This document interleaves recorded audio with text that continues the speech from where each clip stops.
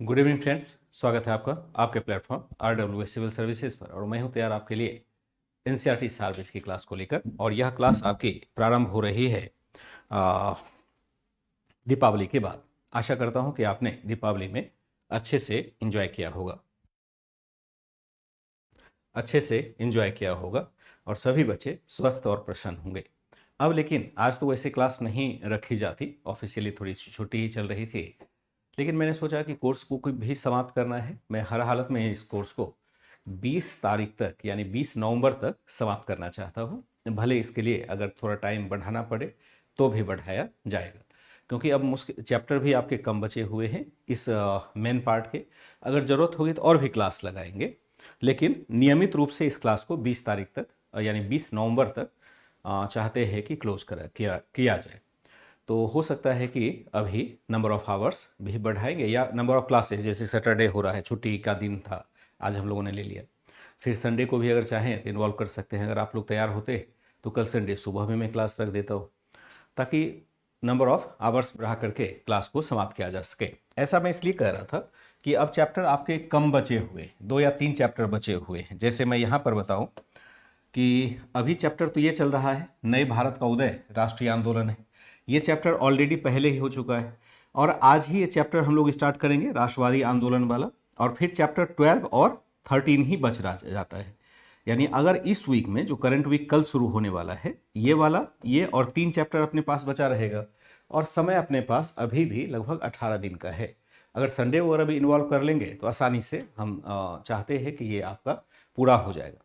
इसके बाद लेकिन फिर से रिव्यू करना होगा, मैं करूँगा आपके लिए, कि क्या और इसमें कराने की ज़रूरत है। अगर मान लो कि क्लास 11 है, 12 है, अगर उसमें कुछ एडिशनल मुझे अलग से चैप्टर कराने की आवश्यकता महसूस हुई तो उसको भी मैं स्टार्ट करूँगा। ऐसे चैप्टर को जो कि आपके लिए आवश्यक है, जिसको कि करना बहुत आवश्यक है, चाहे वो कल्चर का हो चाहे वर्ल्ड हिस्ट्री का हो, उसको भी अलग से कराया जाएगा। लेकिन प्रायोरिटी ये होगी कि पहले मॉडर्न हिस्ट्री को संपूर्णता में समाप्त किया जाए। ठीक है, तो अभी ये चैप्टर चल रहा है और इसके बाद हम लोग 11 नंबर चैप्टर को स्टार्ट करेंगे, क्योंकि ये चैप्टर ऑलरेडी हम लोगों ने पढ़ लिया है। ठीक है बच्चे, आशा करता हूँ कि सारी योजना समझ पा रहे होंगे। Very good evening to all. एक बार मैं चैट देखता हूँ और फिर मैं क्लास की शुरुआत करता हूँ। चलिए, अच्छा, गोवर्धन पूजा है आज, चलिए कोई बात नहीं। आप वहीं पर मैसेज कर दीजिए संजना पाल, आपके पास नंबर होगा, आप वहाँ पर मैसेज कर दीजिए, मैं देख लेता हूँ। प्लीज़ सेफ्टी वल्व का एक बार फिर से बता देंगे, मंदाकिनी ने कहा। ठीक है, मैं उसको बता देता हूँ। ठीक है, दीपावली बहुत अच्छी रही। हम लोग अब उस स्थिति में हैं कि ठीक है देवेश सिंह जी, मैंने समझ गया। संडे में मत लेना, निज़ाम ने कहा कि रिवीजन करते हैं। ठीक है, मैक्सिमम बच्चों ने कहा। देखिए यहाँ पर क्लास का क्या है ना, क्लास का यहाँ पर एक पैटर्न है कि आपके पास दोनों उपलब्ध होता है। आप लाइव भी क्लास करते हैं और ऑलरेडी रिकॉर्डेड थोड़ी देर के बाद उपलब्ध हो जाता है। तो इसलिए टाइमिंग का तो कोई फ़र्क नहीं पड़ता है। बहुत कम बच्चे लाइव में होते, ऐसा नहीं है कि इतने ही बच्चे कोर्स में हैं जितने लाइव में होते। लाइव में बच्चे जो आते हैं वो तो आते ही हैं, और बाकी जो बच्चे रिकॉर्डेड देखते हैं उनके लिए भी वही सुविधा होती है। मैं भी वही उपलब्ध होता हूँ। उसके बाद क्लास के बाद का भी सपोर्ट जो होता है वही रहता है। सेफ्टी वॉल्व थ्योरी का मतलब क्या होता है, इसको जरा समझिए। सेफ्टी वॉल्व जो है ना, एक साइंटिफिक थ्योरी, कि जब हम कभी भी प्रेशर क्रिएट करते हैं, जैसे जलवाष्प का प्रेशर हुआ या गैस का प्रेशर हुआ, कारखानों वगैरह में क्या होता है कि गैस प्रोड्यूस किया जाता है। और जब गैस प्रोड्यूस किया जाएगा तो किसी भी कारण से अगर चैम्बर में गैस रिलीज नहीं होता है या गैस जमा हो गया, उसके रिलीज होने में कोई दिक्कत आ रही है, तो वो पूरा चैम्बर ही ब्लास्ट कर जाएगा, और ब्लास्ट करने की वजह से बहुत अधिक नुकसान होगा। तो अब यहाँ पर एक सेफ्टी वल्व लगाया जाता है कि प्रेशर को वह क्या करे, जैसे प्रेशर बहुत अधिक हो जाता है तो एक सर्टेन प्रेशर पर उसका वल्व रिलीज हो जाता है, यानी खुल जाता है, और धीरे धीरे गैस बाहर निकल जाता है। जनरली ये कारखानों में यूज किया जाता है। अगर घरेलू तौर पर देखें तो घरेलू तौर पर एक आप बर्तन आपके घर में होता होगा, आई थिंक सभी घरों में अब होता ही होता है, जिसको कहते हैं pressure cooker. Pressure cooker almost मुझे लगता है सभी घरों में होता है। जब पहली बार मैंने प्रेशर कुकर देखा था, छोटा मतलब उसमें उम्र हुआ करता, मान लो कि उसमें जस्ट स्कूल जाना या स्कूल में जो अपर क्लास है वहाँ जाना शुरू किया। लगभग 86 के आसपास, मुझे लगता है 85 के आसपास पहली बार मैंने, या थोड़ा एक आध साल इधर उधर कर दीजिए, मुझे एग्जैक्ट याद नहीं है कब मैंने देखा था प्रेशर कुकर। तो प्रेशर कुकर देखा था तो बहुत अजीब सा लगता था कि ये चीज़ क्या है, और उसमें खाना तुरंत पक जाता है, ये बातें सोच करके ही बड़ी मतलब एक तरह से रोमांच सा होता था कि इसमें तुरंत खाना पच जाता है। तो आप घरों में देखेंगे कि प्रेशर कुकर आपके पास होता है। तो प्रेशर कुकर काम कैसे करता है कि प्रेशर कुकर में हम पूरी तरह से उसको लीड को बंद कर देते हैं, ताकि अगर हमने आंच लगाया, अगर उसमें पानी रखा हुआ है, तो वह हैवी प्रेशर को क्रिएट करेगा, क्योंकि उसको निकलने का कहीं रास्ता नहीं है। और जब उसका प्रेशर एक सर्टेन बार तक पहुंच जाता है, तो ऊपर जो सीटी लगा हुआ होता है उसको धकेल देता है ऊपर, और फिर सीटी जिसको कहते हैं बजना, कुकर में सीटी लग गया। लेकिन किसी भी वजह से जिस नली से वो सीटी के लिए वाष्प रिलीज होना होता है, और उसमें कहीं कचरा वगैरह फंस गया, तो फिर अगर प्रेशर बहुत अधिक बढ़ जाएगा तो कुकर ही ब्लास्ट कर जाएगा, और ऐसा कई बार हुआ भी है। तो उससे बचने के लिए कुकर के ऊपर एक छोटा सा होल भी बनाया जाता है, जिसको सेफ्टी वाल्व कहते हैं। उसमें एक टंगस्टन का लेयर लगा दिया जाता है कि अगर बहुत अधिक प्रेशर क्रिएट हो, वो टंगस्टन का लेयर पिघल जाएगा, क्योंकि अधिक प्रेशर वो झेलने के लिए बनाया ही नहीं जाता है। ठीक उसी तरह से जैसे हम वायर वगैरह में देखते हैं, जिससे सर्किट या इलेक्ट्रिफिकेशन होता है, तो उसमें हम लोग एक सर्किट को पूरा करने के लिए एक फ्यूज वायर लगाते हैं। तो फ्यूज वायर इसलिए लगाते हैं कि अगर कहीं से सर्किट वगैरह होता है तो फिर वो फ्यूज वायर जो टंगस्टन का बना होता है पिघल जाएगा गर्मी से। ठीक उसी तरह से उसी मेटल का बनाया जाता है कुकर के लिए भी सेफ्टी वाल्व। तो यह सेफ्टी वाल्व कारखानों में जो यूज होता है वो घरों में भी हम यूज करते हैं। तो यहाँ पर सेफ्टी वाल्व थ्योरी क्यों कहा गया? कहा गया कि जैसे भारतीय बहुत ही असंतुष्ट थे, ब्रिटिशों के कारण से बहुत अधिक असंतुष्ट है, और असंतुष्ट होने की वजह से हो सकता था कि यह असंतुष्टि इतनी अधिक हो जाए कि 1857 जैसे विद्रोह को ले आए। तो ऐसे में क्या होता है कि एक हम सभा करते हैं और उसमें जाकर के सरकार के साथ मांग रखते हैं, उनको खरी खोटी सुनाते हैं, तो धीरे धीरे हमारा गुस्सा शांत हो जाता है। एक तरह से वह प्रेशर क्रिएट नहीं हुआ। अगर हम सरकार के साथ डायरेक्ट बात कर रहे हैं या उसको मेमोरेंडम दे रहे हैं, तो वह प्रेशर कभी भी क्रिएट नहीं होगा कि चलो कह दिया है, सरकार को बात कह दिया, सरकार के ऊपर है, और इसी बीच में साल भर निकल गया। तो हो सकता है कि फिर विद्रोह की वह ज्वाला ना जले जैसा कि पहले हुआ था 1857 में। तो सेफ्टी वाल्व थ्योरी के बारे में यही कहा गया है कि जानबूझकर के कांग्रेस को बनाया था, और कांग्रेस की मांग बहुत ही मॉडरेट हुआ करती थी, ताकि वहां पर एक जो गुस्से की निकासी है, गुस्से की निकासी हो सके, और वह विद्रोह की ज्वाला के रूप में ना जलने लगे। ये था सेफ्टी वाल्व थ्योरी। हम लोग एडवांस लेवल पर भी इसको पढ़ते ही पढ़ते हैं। ठीक है, तो यहां शुरू करेंगे। नए भारत का उदय राष्ट्रीय आंदोलन है 1858 टू 1905। ध्यान रखिएगा 1905 में जो बंगभंग आंदोलन है या बंगाल विभाजन के खिलाफ जो स्वदेशी मूवमेंट शुरू होता है, उसको हम नेक्स्ट चैप्टर में पढ़ते हैं। यहां केवल थोड़ी सी भूमिका लेते हैं, बताते हैं कि किस प्रकार से उदारवादी आंदोलन का विकास हुआ, उसके क्या लक्षण थे, क्या परिणाम हुए, और उसके बाद फिर हम लोग नेक्स्ट वाले में देखेंगे कि बंगाल विभाजन होता क्यों है, या उसके बंगाल विभाजन होने के पीछे के क्या मोटिव हैं, क्या कारण है, और उसका क्या परिणाम होता है। ये फिर हम लोग 18 तक की घटना को यहां से देखेंगे। इस वाले भाग में 1918 तक की घटना को यहां देखेंगे। तो यहां ले लेते हैं नए भारत का उदय या राष्ट्रीय आंदोलन 1858 से 1905। इसको मैं ऐड कर देता हूं, राष्ट्रीय आंदोलन 1858 से 1905। तो राष्ट्रीय आंदोलन 1858 से 1905 तक का देखते हैं, किस प्रकार से यह राष्ट्रीय आंदोलन संगठित होता है।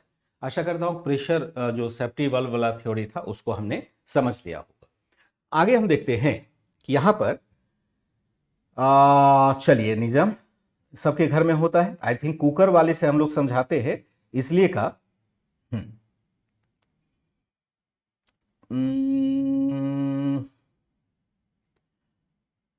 ठीक है संजना, देख लेता हूँ, सुबह करवा लूंगा। दोपहर में करवाने में थोड़ी दिक्कत तो होती ही है। मैं अगर जरूरत होगी तो कल के लिए सुबह रख दूंगा, और निजाम अगर आपको दिक्कत होती है तो आप शाम को रख लीजिएगा। आप जब देखते हैं तब आप देख लीजिएगा। तो यहां पर हम लोग बात कर रहे थे कि आरंभिक राष्ट्रवादियों के क्या कार्यक्रम थे। आरंभिक राष्ट्रवादियों के राष्ट्रवादियों के कार्यक्रम तथा उपलब्धि, कल भी हम लोगों ने देखा था, तथा उपलब्धि क्या रही। आरंभिक राष्ट्रवादियों के कार्यक्रम तथा उपलब्धि क्या रहे, जरा इसको देखते हैं कि आरंभिक राष्ट्रवादी, जिसको हम उदारवादी कहते हैं जनरली, उसके बारे में बताया जा रहा है कि जिन्होंने कांग्रेस का संगठन किया उनकी क्या उपलब्धि रही। क्योंकि जनरली क्या होता है कि ये ब्रिटिश न्यायप्रियता में विश्वास करते हैं, मान के चलते हैं कि ब्रिटिश बड़े अच्छे हैं, और अगर उनको पता चल जाए कि कहीं पर शोषण हो रहा है तो हो सकता है कि उसके खिलाफ खड़े हो जाए। लेकिन इन भोले व्यक्ति को समझ ही नहीं है कि जो भी शोषण हो रहा है वह उपनिवेशवाद की प्रक्रिया के कारण हो रहा है। जैसे आप दादा भाई नौरोजी को देखेंगे, ग्रैंड ओल्ड मैन है, हम लोगों ने लिखा भी है कि ग्रैंड ओल्ड मैन है, लेकिन ग्रैंड ओल्ड मैन होने की वजह से भी, होने के बावजूद, वह असल में ब्रिटिशों की मानसिकता को नहीं समझ पा रहे हैं कि जो शोषण भारत में कर रहे हैं, ब्रिटिश कंपनी के द्वारा जो शोषण हो रहा है, असल में वह ब्रिटिश सरकार या ब्रिटेन की सरकार के द्वारा ही निर्देशित है। अकेले कंपनी शोषण नहीं करती है। तो दादा भाई नौरोजी का मानना था कि यहाँ जो ब्रिटिश लोग हैं, कंपनी के साथ आए हुए हैं, कंपनी के साथ काम कर रहे हैं, वो ब्रिटिश नहीं हो सकते, ब्रिटिश परंपरा से शासन नहीं कर रहे हैं, क्योंकि ब्रिटिश परंपरा तो बड़ी उदारवादी परंपरा है और वहाँ पर शोषण नहीं होता है। इसलिए उन्होंने किताब लिखा था, पॉवर्टी यानी गरीबी and un British rule in India, यानी गरीबी किसके अधीन, अन ब्रिटिश लोगों के अधीन गरीबी का विकास हुआ। वो मान के चलते थे कि यहाँ के जो ब्रिटिश आए हैं कंपनी वाले, ये लुटेरे हो सकते हैं, लेकिन ब्रिटेन के लोगों को जब पता चलेगा कि मेरा शोषण किया जा रहा है, और अगर मैं वहाँ पर जाकर के लोगों को बताऊं कि मेरा शोषण किया जा रहा है, भारतीय लोगों का शोषण किया जा रहा है, तो इस कंपनी के खिलाफ ही ब्रिटेन के लोग खड़े हो जाएंगे। क्यों? उनको लगता था कि ब्रिटेन के लोग बड़े अच्छे हैं, ब्रिटेन की प्रणाली बहुत अच्छी है। लेकिन ये लोग ये नहीं समझ पा रहे हैं कि ब्रिटिश सरकार खुद ही शोषण को प्रमोट कर रही है, क्योंकि उपनिवेश यानी कॉलोनिज्म की जो नीति होती है वो ऑलवेज मातृदेश के हित के लिए उपनिवेशों के संसाधनों का दोहन करने वाला होता है। तो उदारवादी होने के नाते, यानी ये ब्रिटिश न्यायप्रियता में विश्वास रख रहे हैं, इसलिए भारतीयों की मांग को बहुत मजबूती से नहीं रख पाते, आक्रामक तरीके से नहीं रख पाते हैं। लेकिन इसके बावजूद भी इन्होंने आर्थिक मोर्चे पर बड़ा अच्छा काम किया। इन्होंने ही सबसे पहली बार यह प्रकाशित किया कि भारत का आर्थिक शोषण हो रहा है। नहीं तो पता ही नहीं चलता कि भारत का आर्थिक शोषण हो रहा है। अब मान लीजिए हम भारत या अन्य देशों के बीच में व्यापार हो रहा है। व्यापार का मतलब क्या होता है? आयात और निर्यात की प्रक्रिया। हम कुछ आयात करते हैं, कुछ वस्तुओं का निर्यात करते हैं, और भारत से बड़े पैमाने पर निर्यात किया जा रहा है और बड़े पैमाने पर आयात भी हो रहा है। ब्रिटिशों के द्वारा दिखाया जा रहा है कि ऐसा हम भाई शोषण नहीं कर रहे, हम यहाँ पर सामान बेचते हैं और आपके भी सामान को बेचने का बाजार हम देते हैं, तो इसमें शोषण कहाँ से हो गया? लेकिन इन उदारवादियों ने, जो प्रारंभिक उदारवादी थे, इन्होंने ठोस तर्क दे करके निष्कर्ष प्राप्त किया कि भारतीयों का शोषण ब्रिटिश कंपनी के द्वारा किस प्रकार से किया गया है। ये एक बहुत बड़ी महत्वपूर्ण उपलब्धि रही है उदारवादियों की। यहां पर देखेंगे कि जो आरंभिक राष्ट्रवादी के कार्यक्रम तथा उनकी जो उपलब्धियां रही, वो सबसे मूल उपलब्धि क्या रहेगी? सबसे मूल उपलब्धि रही कि आर्थिक शोषण के सभी रूपों को उजागर करना। ठीक है, आर्थिक शोषण जो मूल उपलब्धि इसकी रहेगी, मूल उपलब्धि क्या रही? आर्थिक शोषण के सभी रूपों को प्रकट करना। आर्थिक शोषण के सभी रूपों को स्पष्ट करना, रूपों को स्पष्ट करना या को स्पष्ट कर उसकी आलोचना करना। शब्द अपने हिसाब से बदल सकते हैं। आलोचना करना, शोषण के सभी रूपों की को स्पष्ट किया और उसकी आलोचना भी की कि आपने भारत में आर्थिक शोषण की प्रणाली को बढ़ाया। आर्थिक शोषण कई तरीके से हो सकता है, जो कि हमने आर्थिक वाले भाग में ऑलरेडी पढ़ा हुआ है। आर्थिक शोषण के सभी रूपों को हमने क्या देखा, यहां पर प्रकाशित किया। इन्होंने यह भी किया कि सभी रूपों का आलोचना करना। इन उदारवादी ने या उदारवादी कांग्रेस के नेताओं ने या कांग्रेसी नेताओं ने स्पष्ट किया या यह भी लग सकते हैं, विभिन्न तर्कों के माध्यम से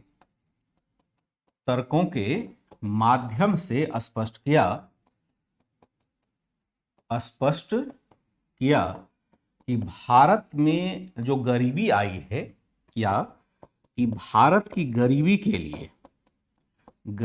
लिए स्पष्टतया ब्रिटिश कंपनी उत्तरदायी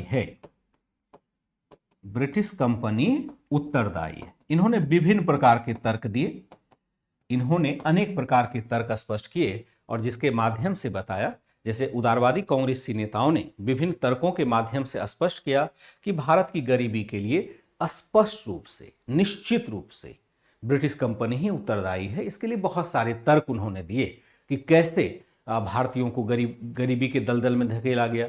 जैसे हमने आर्थिक वाले में पढ़ा था, कृषि का जो भू राजस्व का व्यवस्थीकरण किया गया, यानी भू राजस्व जो की नीति बनाई गई, उसमें अधिकतम शोषण को रखा गया। फिर हमने देखा कि औद्योगिकरण की नीति को लागू किया गया सेकेंड फेज में। फिर हम देखते हैं धन की निकासी को लागू किया गया और धन की निकासी भी अलग अलग तरीके से होती रही। फिर हमने देखा भारत में पूंजी का निवेश किया गया और पूंजी के निवेश द्वारा भारत से धन का निष्कासन होता है। तो इन्होंने अलग अलग प्रकार के तर्कों को रख करके एकदम से क्लियर संकेत दिया कि भैया भारत पहले गरीब नहीं था, अगर गरीब हुआ है, अगर भारत में गरीबी है तो सिर्फ और सिर्फ आपकी नीतियों के कारण है, क्योंकि भारत में जो पहले शासक थे उन्होंने कभी धन का शोषण कर उसे विदेशों में नहीं भेजा। जो भी थे अत्याचारी शासक थे, निरंकुश शासक थे, धर्मतंत्रीय शासक थे, सारी बात एक्सेप्टेबल है, लेकिन उन्होंने इस पैसे का यहीं पर उपभोग किया था, भारत में ही उपभोग किया था। ये नहीं कि कहीं विदेश में ले जाकर के उसको ट्रांसफर कर दिया था। इसलिए पहले की अत्याचारी शासक भी आपसे कम ही अत्याचारी थी और उस समय जनता को उन कष्टों का सामना नहीं करना पड़ा था जो अब करना पड़ रहा है। इन्होंने स्पष्ट रूप से तर्क दिया। अब इस लाइन के पीछे की कहानी को आपको थोड़ा सा जानना पड़ेगा, यानी खुद से ही जानना पड़ेगा, नहीं तो फिर क्या होगा कि ये लाइन आप लिखेंगे कुछ समझ में आएगा इन्हें क्या लिखा हुआ है। तो इसलिए मैंने रुक करके समझा दिया। आशा है कि आप समझ पा रहे होंगे। उदारवादी कांग्रेसी नेताओं ने विभिन्न तर्कों के माध्यम से स्पष्ट किया कि भारत की गरीबी के लिए स्पष्ट रूप से, क्लियरली कौन उत्तरदायी है, स्पष्ट रूप से कौन उत्तरदायी, वह है ब्रिटिश औपनिवेशिक नीति, ब्रिटिश कंपनी उत्तरदायी है। दादा भाई नौरोजी ने विभिन्न तर्कों के माध्यम से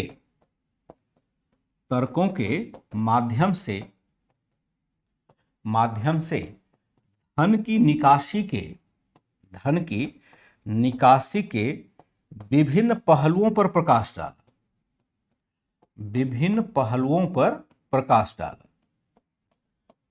पर प्रकाश डाला। ये हम जानते हैं, पर प्रकाश डाला।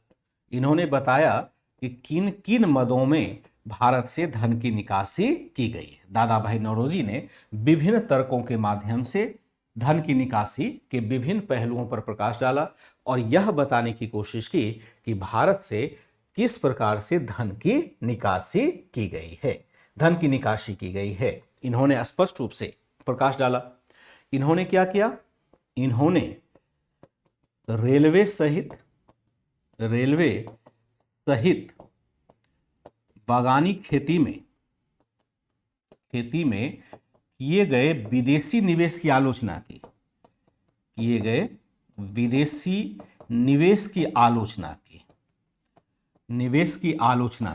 क्या आप इकोनॉमी के टर्म को समझते हैं कि इकोनॉमी में निवेश क्या होता है? जो फॉरेन इन्वेस्टमेंट है इसका क्या मतलब है? इन्होंने रेलवे सहित बागानी खेती में किए गए विदेशी निवेश की आलोचना की स्पष्टतया। क्या इसका मतलब हुआ, जरा इसको समझ लेते हैं।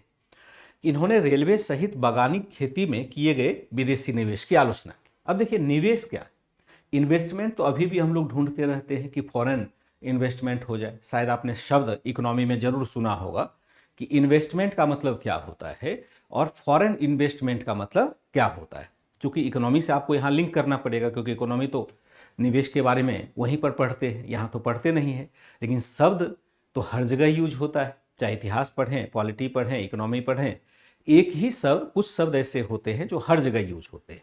तो बहरहाल मैं बात कर रहा था इन्वेस्टमेंट की, और कौन सा इन्वेस्टमेंट? जो फॉरेन इन्वेस्टमेंट है, विदेशी इन्वेस्टमेंट है। तो विदेशी इन्वेस्टमेंट अगर भारत में किया गया तो वह भारतीयों के फायदे के लिए नहीं किया गया। अब जैसे रेलवे का विकास किया गया, तो रेलवे का विकास भारतीयों के लिए नहीं किया गया। माना जाता है कि रेलवे का विकास ब्रिटिशों ने अपने फायदे के लिए किया। कैसे? एक तो पूंजी का निवेश हो सका, ब्रिटिश पूंजी का निवेश भारत में हो सका, और उसके लिए सरकार ने निवेशक को काउंटर गारंटी दी 5% की। यानी कहा गया कि अगर आप यहाँ पर पूंजी का निवेश करते हैं तो आपका धन भी सुरक्षित रहेगा और आपको सालाना 5% का ब्याज हम देंगे। जबकि ब्रिटेन में 2 से 2.5% ही ब्याज हुआ करता था, रिटर्न मिला करता था इन्वेस्टमेंट पर। यहाँ से 5% की काउंटर गारंटी हमने दी, तो एक तरह से दुगुना उसको लाभ हो रहा है भारत में निवेश करने से। हर साल उसको 5% मिल रहा है, जबकि वह ब्रिटेन में निवेश करता तो केवल 2.5% मिलता। तो जो 2.5% है, या यूं कहें कि रेलवे का विकास ही भारत के लिए गलत था, क्योंकि रेलवे का विकास हमें अभी उपयोगी इसलिए लग रहा है कि हम उस पर यातायात भी करते हैं और अपने ही देश के वस्तुओं को ढोते भी हैं। लेकिन पहले क्या था कि यातायात तो होता ही नहीं था, रेलवे पर बहुत कम लोग यात्रा करते थे, क्योंकि यहाँ पर जाति, धर्म, संप्रदाय आदि भी बातें हावी होती थी। माल का की ढुलाई हो रही है तो भारत में प्रोडक्शन होता ही नहीं है जिसकी ढुलाई की जा सके। फायदा किसको हो रहा है? ब्रिटिशों को हो रहा है, जो लंदन से जहाज द्वारा, शिप द्वारा सामान लाता था और रेलवे द्वारा भारत के आंतरिक भागों में भेज देता था। फायदा तो ब्रिटिशों को हो रहा है, और अपने फायदे के लिए यहाँ पर भारतीयों के 5% पूंजी को लेकर के वह वापस चला जा रहा है। फिर हम देखते हैं अगर विद्रोह की स्थिति बनती है तो सेना को डिप्लॉयमेंट तेजी से हो सकता है। फिर हम देखते हैं दूरस्थ क्षेत्रों से कच्चे माल का शोषण हम बेहतर तरीके से कर सकते हैं। जैसे आप समझें अभी वर्तमान में कि एक सड़क बनती है, मान लीजिए आप खूब दूर दराज के देहात क्षेत्र में रहते हैं जहाँ पर कि कुछ सुविधाएं नहीं है, और वहाँ के खेतों में सब्जियों का उत्पादन होता है या घरों में दूध का उत्पादन अच्छा खासा होता है। अगर वहां से वह दूध और सब्जी शहर की तरफ नहीं जाता, चूंकि ये जल्दी नष्ट होने वाला चीज है, दूध ज्यादा दिन आप स्टोर नहीं कर सकते, अगर फ्रिज वगैरह नहीं है, गांव में तो फ्रिज की कल्पना ही नहीं कर सकते, तो अगर फ्रिज नहीं है तो सब्जी हुआ या दूध हुआ आप स्टोर नहीं कर सकते हैं, एक दिन से अधिक करेंगे तो वो मुरझा जाएगा। तो अगर दूर दराज के क्षेत्र से कोई भी वस्तु बाहर ना निकले या बड़ी मुश्किल से निकले, तो गांव के सेक्टर में यानी ग्रामीण सेक्टर में वह वस्तु आपको सस्ते दरों पर मिलेगी, क्योंकि खपत उतना नहीं है जितना प्रोडक्शन हो रहा है। और अब देखते हैं प्रधानमंत्री ग्राम सड़क योजना दूरस्थ क्षेत्रों तक चली गई।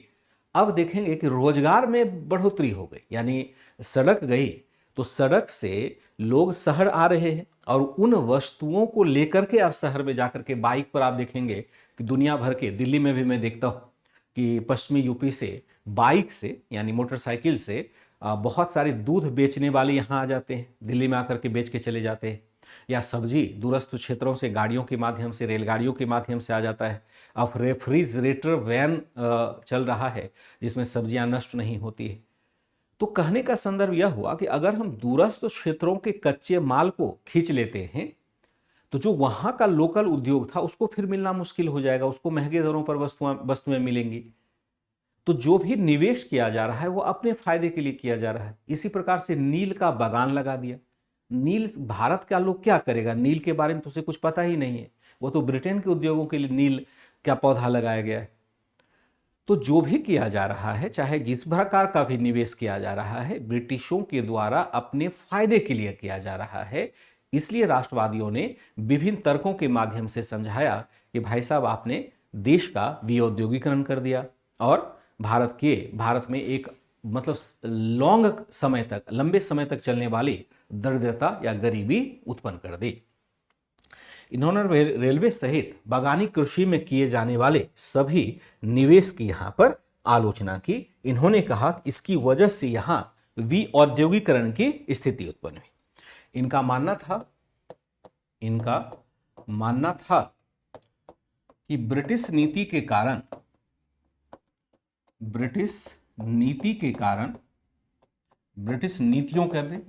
के कारण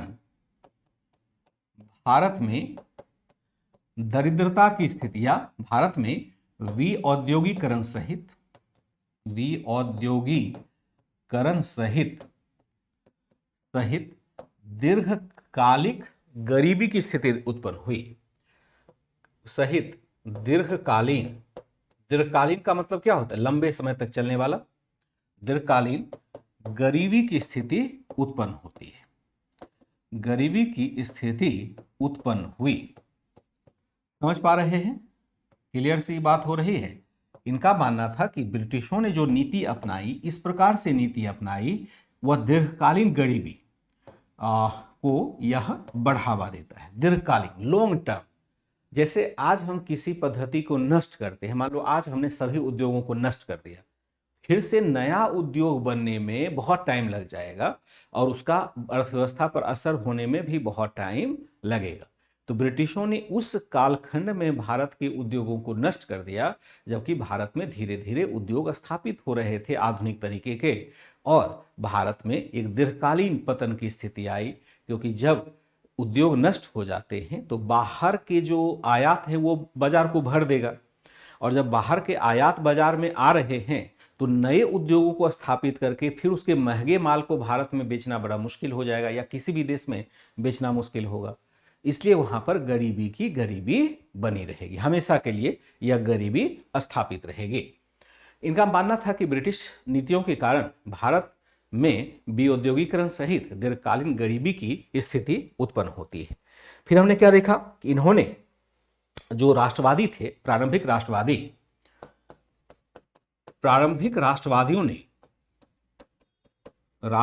ने संवैधानिक सुधारों की मांग को रखा। संवैधानिक सुधारों की मांगों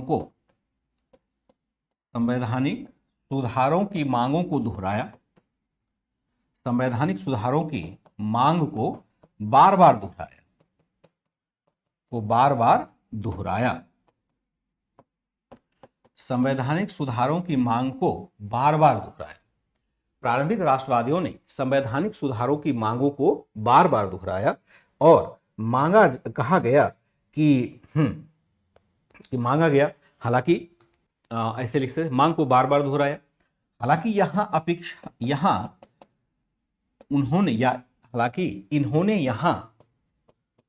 इन्होंने यहां तीव्र संवैधानिक परिवर्तन की मांग नहीं रखी। तीव्र संवैधानिक परिवर्तन की मांग नहीं रखी, क्योंकि अपेक्षा थी, क्योंकि इनका मानना था कि कहीं सरकार प्रारंभ में ही उसके आंदोलन को नष्ट न कर दे। मानना था कि कहीं सरकार प्रारंभ में ही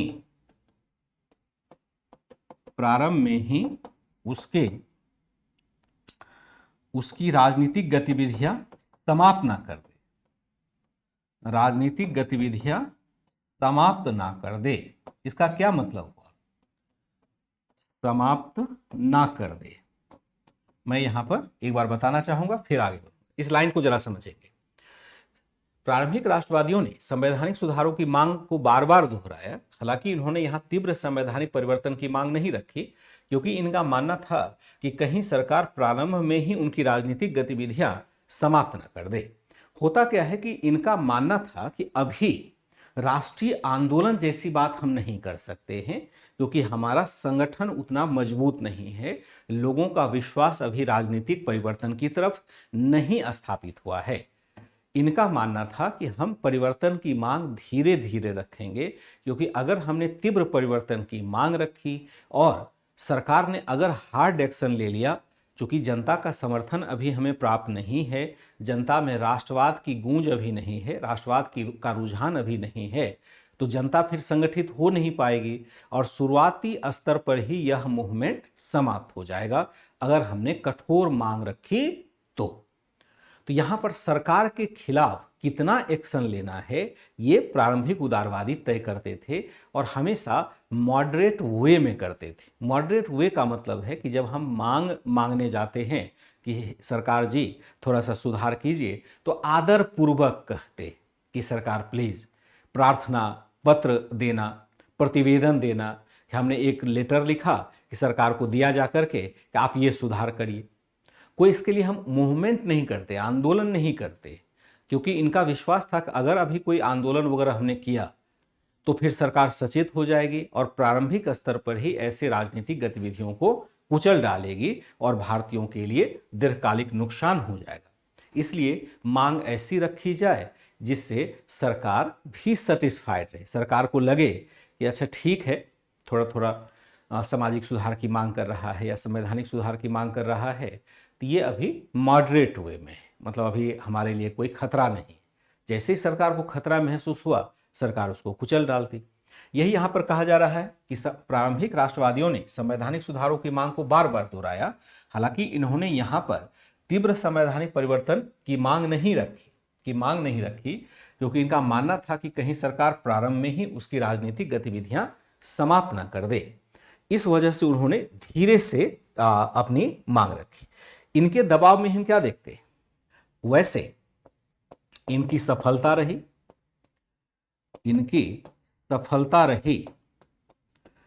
कि इनके ही दबाव में सरकार ने क्या किया, सरकार ने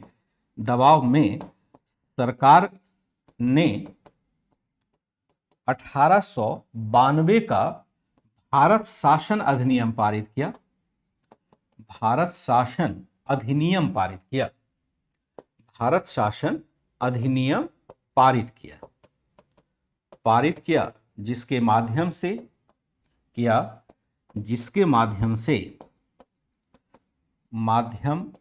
से काउंसिल में अधिक भारतीयों की नियुक्ति की जानी थी।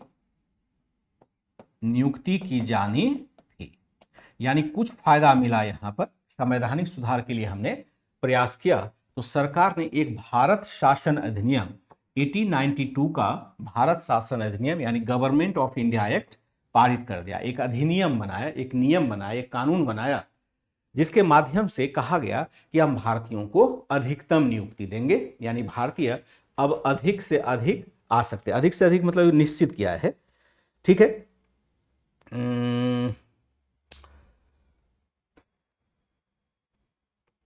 हाँ बिल्कुल मंजू, आपने सही समझा कि किसी भी चीज की जब हम शुरुआत करते हैं, जीवन में हमेशा आप धैर्य बनाए रखिएगा।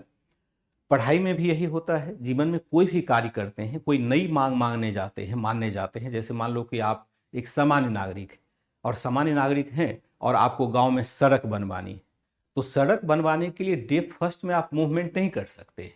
पहले क्या करना है, आपको सरकार को जाके मेमोरेंडम देना है और धीरे धीरे अपने मांग को बढ़ाते जाना है, यानी मांग पर हार्डनेस दिखाना है। जैसे आप पहले कलेक्टर को जाकर के मेमोरेंडम देंगे कि सर मेरे यहाँ सड़क बननी चाहिए, फिर कलेक्टर ने नहीं माना, फिर कमिश्नर के पास जाएंगे, फिर राज्य सरकार के पास जाएंगे, मंत्री को बुलाएंगे, सब कुछ कर लेंगे। अगर सब कुछ करने के बाद भी नहीं माना गया तो हम क्या करेंगे, फिर धरना प्रदर्शन करेंगे, उपवास करेंगे, सत्याग्रह करेंगे।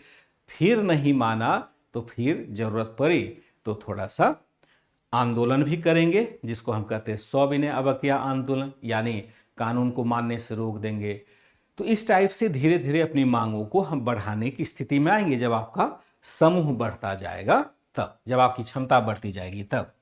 वैसे इनकी सफलता रही कि इनके ही दबाव में सरकार ने 1892 का भारत शासन अधिनियम पारित किया, जिसके माध्यम से काउंसिल में अधिक भारतीयों की नियुक्ति की जानी संभव हो पाई। ठीक है, इस तरह से हमने क्या देखा यहां पर। हालांकि जानी थी, हालांकि ये राष्ट्रवादी, ये उदारवादी राष्ट्रवादी इस अधिनियम से संतुष्ट नहीं हुए, अधिनियम से संतुष्ट नहीं होते, इस अधिनियम से संतुष्ट नहीं हुए। इन्होंने ऑस्ट्रेलिया, न्यूजीलैंड तथा दक्षिण अफ्रीका के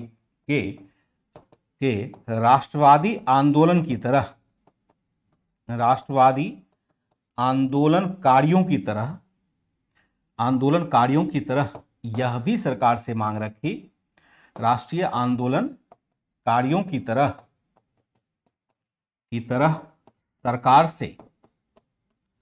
सरकार के समक्ष मांग रखी कि प्रतिनिधित्व के बिना करने। इन्होंने ऑस्ट्रेलिया, न्यूजीलैंड तथा दक्षिण अफ्रीका के राष्ट्रवादी आंदोलनकारियों की तरह सरकार के समक्ष मांग रखी। क्या लिखा हमने? यहां तक आशा करता हूं समझ लिया आपने। एक लास्ट लाइन है, मैं दोहराता हूं, फिर मैं लौट करके इस पर आऊंगा। एक बार मैं पूरा लाइन कंप्लीट कर दूं। इन्होंने ऑस्ट्रेलिया, न्यूजीलैंड तथा दक्षिण अफ्रीका के राष्ट्रवादी आंदोलनकारियों की तरह सरकार के समक्ष मांग रखी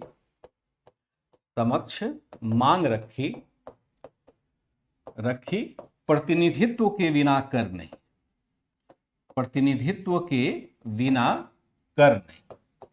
सबसे पहले यह स्थिति आई थी अमेरिका में, प्रतिनिधित्व के बिना करने। प्रतिनिधित्व का मतलब है कि अगर सरकार में हमारा प्रतिनिधित्व नहीं रहा, यानी हमारा प्रतिनिधि शामिल नहीं हुआ, तो भाई भारतीय आपको टैक्स भी नहीं देंगे।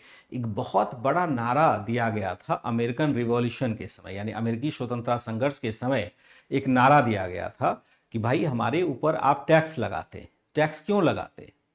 क्योंकि हमारे ऊपर शासन करते हैं, और हमारे ऊपर शासन करते हैं, उस शासन व्यवस्था में मैं ही शामिल नहीं हूं, फिर टैक्स आपको क्यों दूं? कोई भी राजा अगर टैक्स लेता है तो उसमें जनप्रतिनिधियों को शामिल किया जाना चाहिए, और आप जनप्रतिनिधियों को शामिल नहीं करते हैं, भारतीयों को शामिल नहीं करते हैं, या अन्य देश के लोग कहेंगे कि मुझे शामिल नहीं करते, तो भला आपको टैक्स क्यों दिया जाएगा?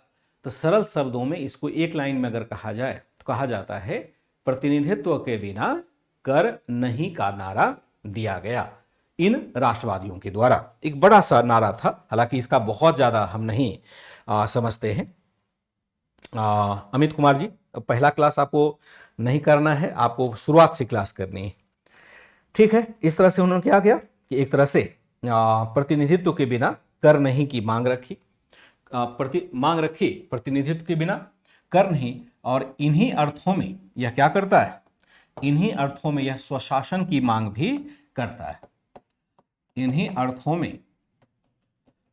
में इन्होंने उपरोक्त देशों की तरह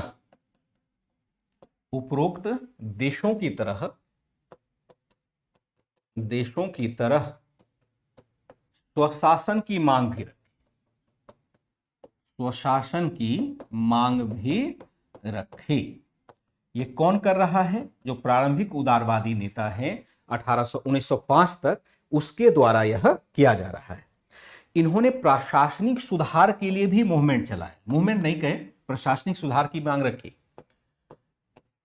इन नेताओं ने प्रशासनिक सुधार हेतु भी, प्रशासनिक सुधार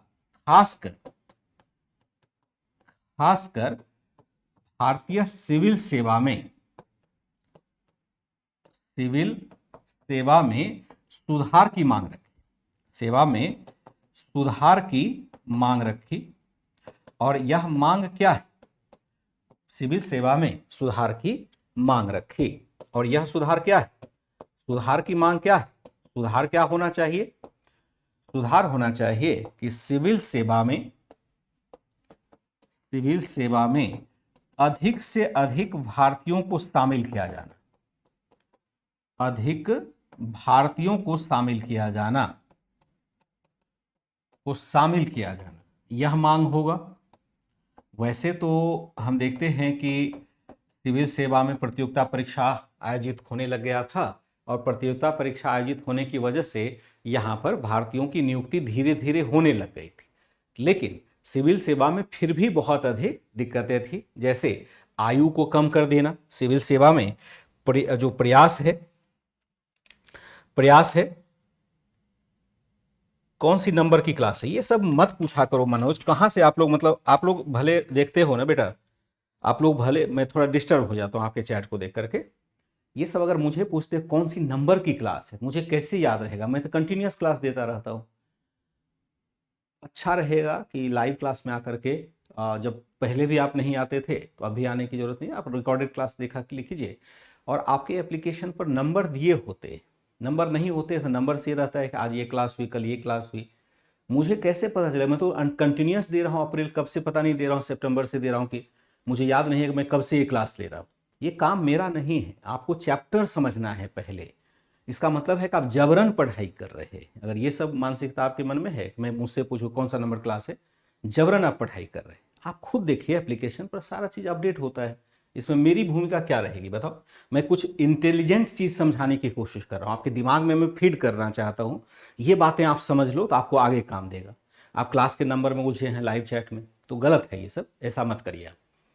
इन नेताओं ने प्रशासनिक सुधार, खासकर भारतीय सिविल सेवा में सुधार की मांग रखी। सुधार क्या होना चाहिए? तो सिविल सेवा में अधिक से अधिक भारतीयों को शामिल किया जाना। एक तो भारतीयों को शामिल नहीं किया जा रहा है, दूसरा है कि उम्र बहुत कम कर दिया गया है, केवल 19 एज कर दिया गया है, केवल 19 वर्ष का एज कर दिया है। और अगर अभी सिविल सेवा में जो 32 ईयर है, मान लो आपका जनरल कैंडिडेट का, अगर उसको घटा के 19 वर्ष कर दिया जाए तो कौन कौन बच्चा यहाँ पर आ पाएगा सिविल सेवा में? कोई आएगा? बहुत मुश्किल होगी। खासकर ग्रामीण पृष्ठभूमि के बच्चे तो आ ही नहीं पाएंगे, उनको जागृति ही नहीं होगी 19 वर्ष में कि सिविल सेवा क्या होता है। तो इस तरह से बहुत मुश्किलें भारतीयों के लिए होती थी उस समय मुकाबला करना। और पहले तो 19 वर्ष में आपको क्वालिफाई करना है। कहाँ जाके एग्ज़ाम देना है? लंदन में जाके देना है। लंदन में भी जो सिलेबस है वो प्राचीन ग्रीक और लैटिन सिलेबस है, जिसको आपको पढ़ना भी है, याद करना है। और वह सिलेबस ही 6 महीने में कंप्लीट होता था। तो यानी आपको एटलीस्ट वहाँ पर भी तैयारी में 2 साल का समय लग जाएगा।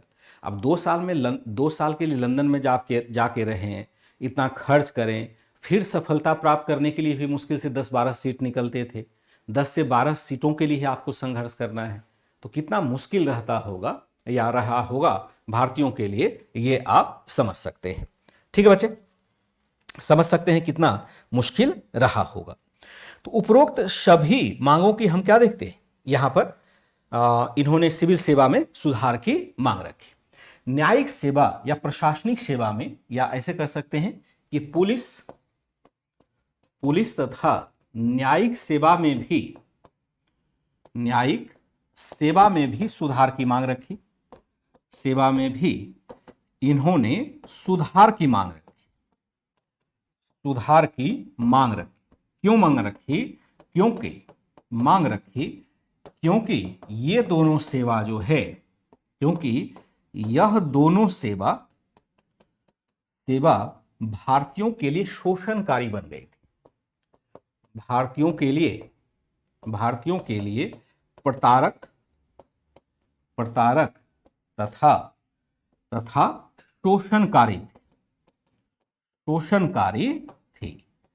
अब जो पुलिस सेवा है वह भी भारतीयों के लिए मुश्किलें खड़ी कर रहा है, और जो न्यायिक सेवा है वह भी कर रहा है। पुलिस सेवा क्या कि जो थानेदार महोदय हैं वह सीधे सीधे भारतीयों को परेशान करने के लिए उत्तरदायी रहे।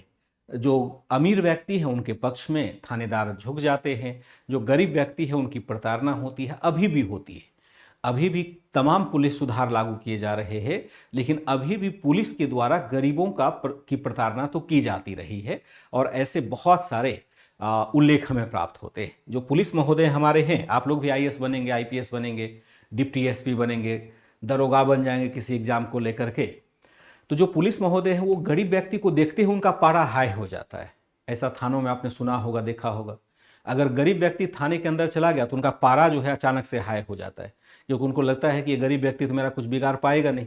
और जो अमीर आदमी या प्रभावी आदमी आएगा, उसके सामने वो सर झुकाता है। ये स्थिति जब अब है, लोकतांत्रिक देश है, लोकतंत्र को हुए भी 70, 75, 80 साल हो गया है, तब जब पुलिस की यह स्थिति है तो उस समय क्या स्थिति रही होगी आप समझ सकते हैं। तो भारतीयों ने कहा, खास करके उदारवादी नेताओं ने कहा कि भैया इस पुलिस की मानसिकता को सुधारना होगा, या तो पुलिस प्रशासन भंग कर दीजिए। फिर हम देखते हैं न्यायपालिका में भी वही स्थिति है। न्यायपालिका के जो जटिल कानून थे वो सामान्य व्यक्ति के समझ में तो बिल्कुल नहीं आते थे, और सामान्य व्यक्ति अगर अपने शोषण के खिलाफ न्यायपालिका की शरण में जाता था तो वहां पर और उसका शोषण हो जाता था। वहाँ वकील साहब लूट लेते थे, इधर पुलिस साहब है, वहाँ वकील साहब है, दोनों मिल करके लूट खसोट मचा दिया और आम आदमी अपना सा मुंह लेकर के घर वापस चलाता था और उस शोषण को सहने के लिए अभिशप्त होता था। इन्होंने मांग की कि भाई ये दोनों व्यवस्था भी सुधरनी चाहिए और इस पर जनता का नियंत्रण होना चाहिए। किसानों के लिए भी मांग रखी, क्योंकि यह दोनों सेवा भारतीयों के लिए प्रतारक बन गई थी तथा शोषणकारी थी। फिर हम देखते हैं किसानों की दशा में सुधार के लिए मांग रखी गई खासकर अकाल से बचने के लिए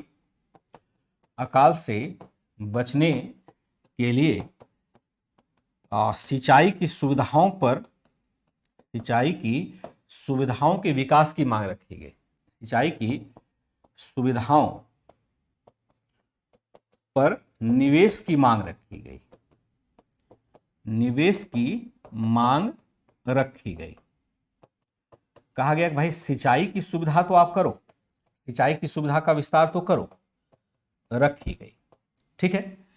न्यायिक और पुलिस सेवा में भी इन्होंने सुधार की मांग रखी। किसानों की दशा में इन्होंने सुधार की मांग रखी। बिल्कुल ठीक है मयंक जी, आपने हैंडसम का रिच फैमिली से बिलोंग करता होगा कैंडिडेट। हाँ, उस टाइम तो बिल्कुल करता ही होगा, क्योंकि वहां पर पढ़ाई करने के लिए कौन जाएगा, वही जाएगा ना। और भी आप देखिएगा कि जब तक ऑनलाइन एजुकेशन नहीं आया था, मैं आपके लिए उपलब्ध हूँ, क्योंकि ऑनलाइन एजुकेशन है और भले आपको भारी लगा हो ये भी फी, लेकिन केवल 999 या पता नहीं जितने भी आपने एक कोर्स ले लिया, लेकिन यही कोर्स अगर आप ऑफलाइन में आकर के लेंगे तो कम से कम 25 से 30 हज़ार रुपया इसका देना पड़ेगा।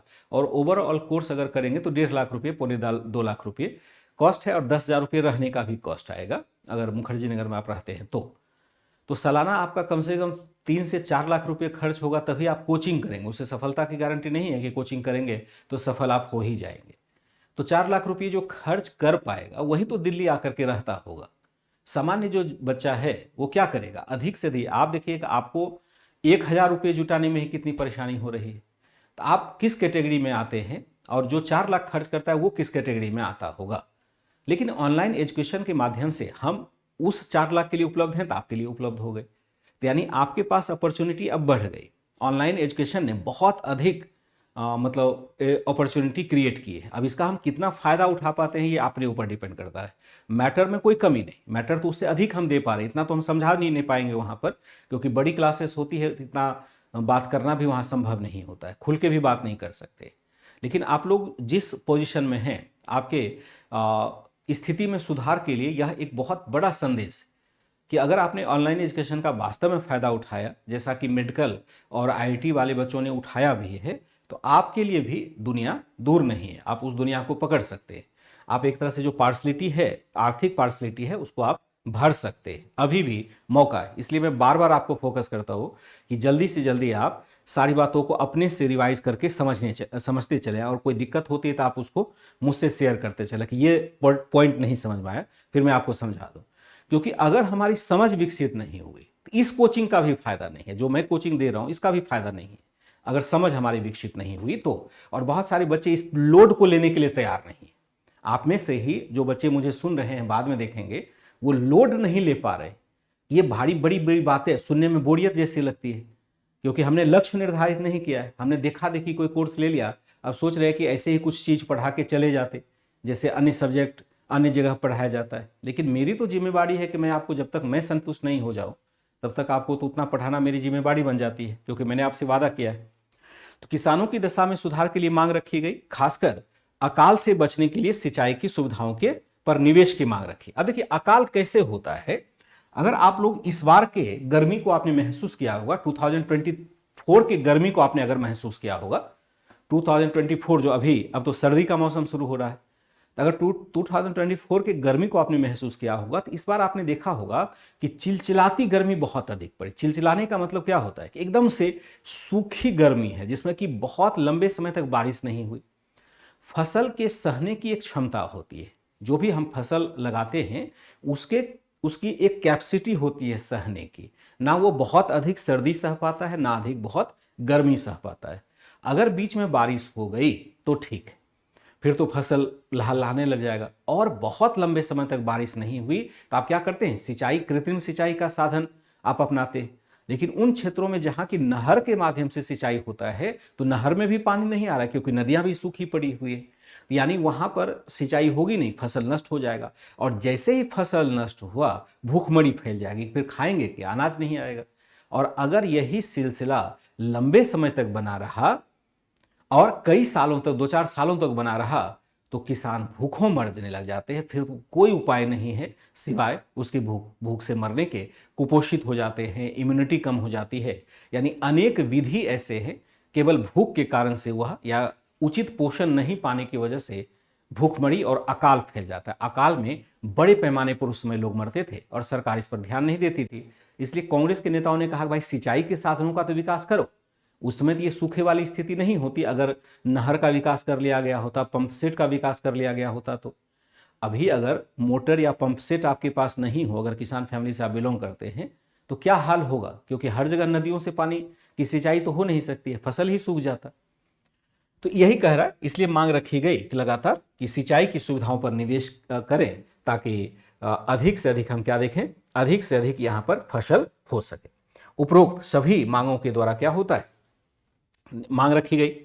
उपरोक्त सभी मांगों के प्रति सरकार का रवैया नकारात्मक रहा। उपरोक्त सभी मांगों के प्रति सरकार का रवैया क्या रहता है, सरकार का रवैया नकारात्मक रहा, नकारात्मक रहा। उपरोक्त सभी मांगों के प्रति सरकार का रवैया नकारात्मक रहा, रवैया नकारात्मक रहा। अतः उदारवादियों को इस दिशा में विशेष उदारवादियों को इस दिशा में विशेष सफलता नहीं मिल सकी। इसका परिणाम था मिल सकी। इस असफलता का परिणाम रहा कि अपेक्षाकृत युवा वर्ग, असफलता का परिणाम रहा कि अपेक्षाकृत युवा वर्ग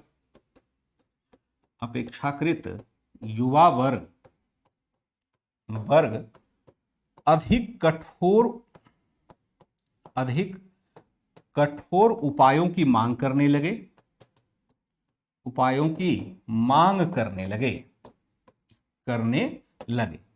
इनका मानना था कि सरकार को झुकाने के लिए, इनका मानना था कि सरकार उदारवाद से नहीं झुकेगी, उदारवादी विचारों से नहीं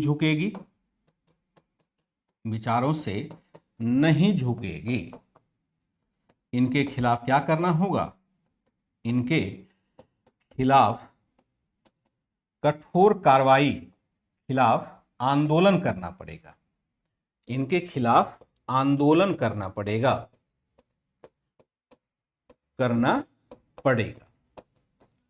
क्या करना पड़ेगा, इनके खिलाफ आंदोलन करना पड़ेगा। जो अपेक्षाकृत युवा वर्ग है, तो उनका क्या है, यहां पर अपेक्षाकृत क्या है, युवा वर्ग। इनका मानना था कि ज्यादा सरकार उदारवादी विचारों से नहीं झुकेगी, इनके खिलाफ आंदोलन करना पड़ेगा। हमने क्या देखा, उपरोक्त सभी मांगों के प्रति सरकार का रवैया नकारात्मक रहा। अतः उदारवादियों को इस दिशा में विशेष सफलता नहीं मिल सकी।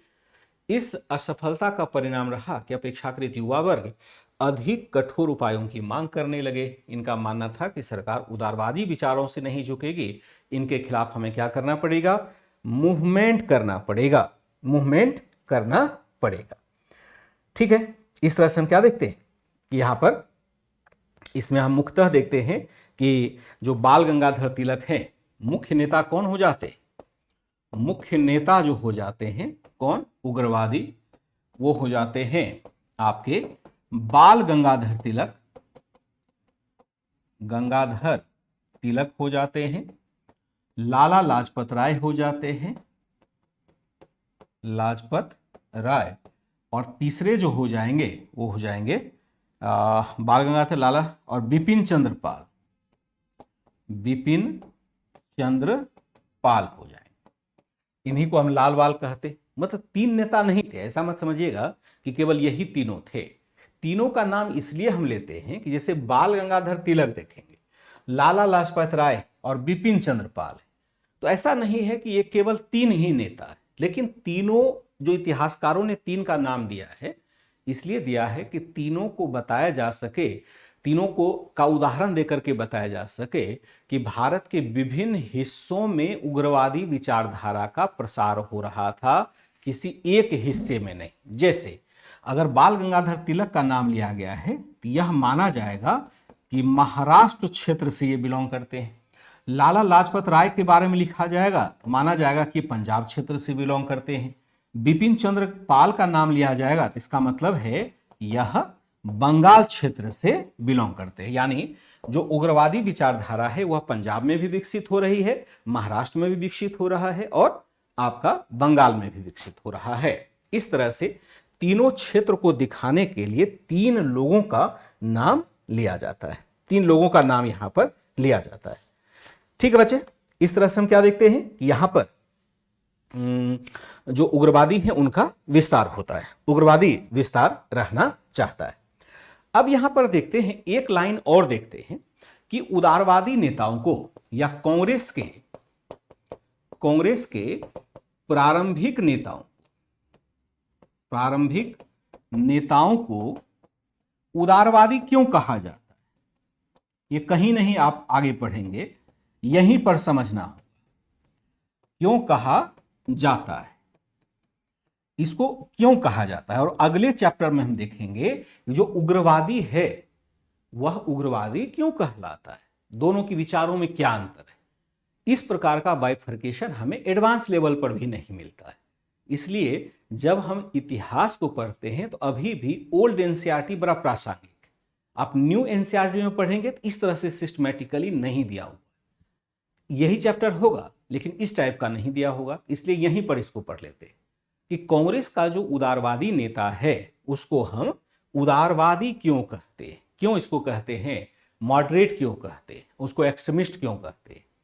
इसलिए कहते हैं कि इनकी मांगे क्या थी, इनकी जो मांगे थी वह एक तरह से ब्रिटिश न्यायप्रियता में विश्वास रखने वाला था। ये क्या करते थे, ये ब्रिटिश न्यायप्रियता में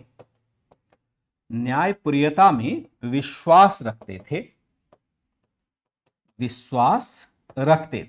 इनका मानना था कि ब्रिटिश बड़े न्यायप्रिय लोग। दोनों बातों को समझिएगा ध्यान से, मैंने पहले भी इसकी चर्चा की है दादा भाई नौरोजी के साथ। ब्रिटिश न्यायप्रियता में विश्वास रखने का मतलब क्या हुआ, ये मानते हैं कि जो ब्रिटेन है या यूरोप के लोग बड़े अच्छे होते हैं और वहां पर स्वतंत्रता के लिए, स्वतंत्रता का मतलब क्या है, किसी के अधीन कोई व्यक्ति ना हो, स्वतंत्रता है। समानता का मतलब क्या है कि सभी व्यक्ति के साथ समान व्यवहार हो। भ्रातृत्व का मतलब है, बंधुत्व का मतलब है कि सभी व्यक्ति बराबर हों, एक दूसरे में भाईचारे का भाव रखते हों, यानी कोई द्वेष नहीं हो। इन्होंने कहा कि यूरोप की परंपरा में ये तीनों बातें रची बसी है, इसलिए ब्रिटिश जो हैं वो बड़े अच्छे लोग हैं, वो किसी प्रकार के असमानता की बात नहीं करते। जबकि उसकी तुलना में भारतीय परिप्रेक्ष्य में देखा जाए तो यहाँ पर असमानता है, कानून अच्छा नहीं है, जो गरीबी अमीरी की खाई है वो बहुत अधिक दिखाई देगा। यहाँ हम जाति, धर्म, लिंग आदि के आधार पर भी लोगों का भेदभाव करते हैं, लोगों के साथ भेदभाव करते हैं। इसलिए उनका विश्वास था कि अगर ब्रिटिश आएंगे या ब्रिटिश जान लेंगे कि भारत में कंपनी के द्वारा शोषण किया जा रहा है तो ब्रिटिश जनमत ही इनके खिलाफ हो जाएगा। इसलिए इनको पता नहीं था कि ये सब ब्रिटिशों के द्वारा ही करवाया जा रहा है। इसलिए माना जाता है कि एक शब्द डालते हैं, ये ब्रिटिश न्यायप्रियता में बहुत अधिक विश्वास करते थे। फिर हम क्या देखते हैं, यहां पर इन्होंने प्रारंभ में, आगे लिख देता हूं दूसरा पॉइंट, प्रारंभ में इन्होंने ये भारतीयों में राष्ट्रवाद यानी बिना बिना आंदोलन के ही जनमत को प्रभावित कर राष्ट्रवादी चेतना जगाना चाहते थे। राष्ट्रवादी चेतना जगाना चाहते थे। अब राष्ट्रवादी चेतना क्या है? राष्ट्रवादी नेशनलिस्ट कॉन्शसनेस क्या है?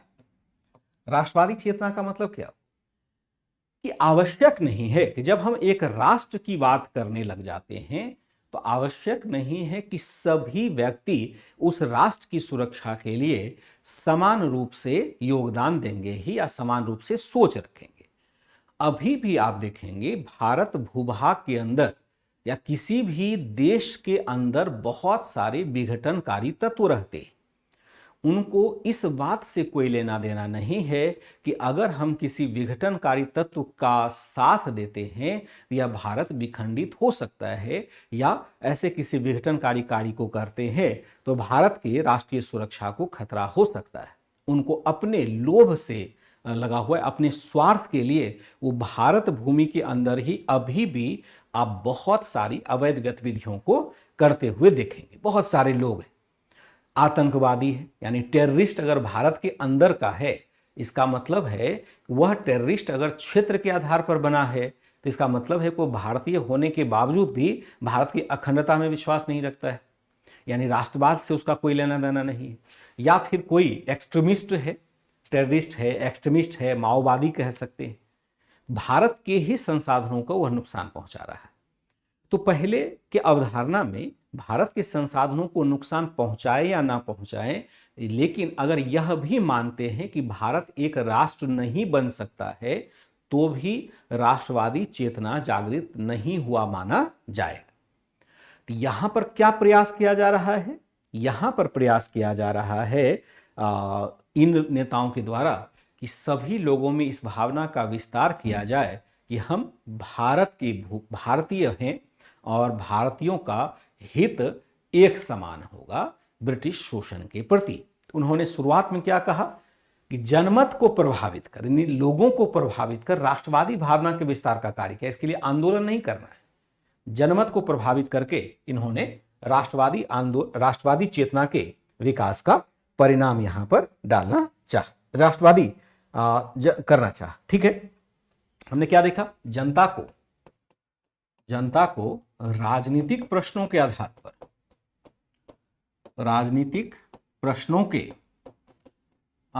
पर संगठित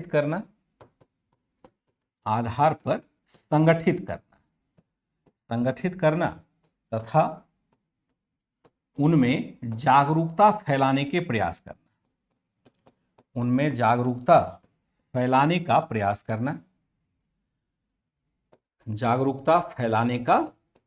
करना। क्या होगा जरा देखते हैं। प्रयास करना, यहां ले सकते हैं उदाहरण कैसे यहां पर जागरूकता फैलाया जा रहा है। इसलिए हम देखते हैं कि संस्थाओं का निर्माण किया जाता है। संपूर्णता से हम क्या देखते हैं? इसके लिए संस्थाओं का निर्माण भी किया जाता है। जैसे वामपंथी किसे कहते हैं? वामपंथ और दक्षिणपंथ एक विचारधारा है। वामपंथी का मतलब क्या होता है कि जो वाम मतलब होता है, देखो जैसे हाथ का दो भाग होता है ना, एक बायां जो हाथ होता है उसको हम वाम कहते हैं, यानी बायां पक्ष कहते हैं। दाहिने हाथ को दाहिना पक्ष कहते हैं। लेकिन इससे वामपंथ का कोई लेना देना दाहिने और बाएं हाथ से लेना देना नहीं, यह एक विचारधारा है। जैसे यहां पर राजा महोदय बैठते हैं, यहां राजा है, ठीक है, और राजा के बगल में एक सभा बनी हुई है, ये राज सिंहासन पर राजा जी बैठे हुए हैं। इनके सलाहकार जो बैठे हैं, एक हैं आपके इस साइड में और एक हैं आपके इस साइड में बैठे। समझिएगा बात, एक इस साइड में एक इस साइड में बैठे। एक आपका दक्षिण पंथ मतलब एक हो गया बायां हो गया, एक दायां होगा।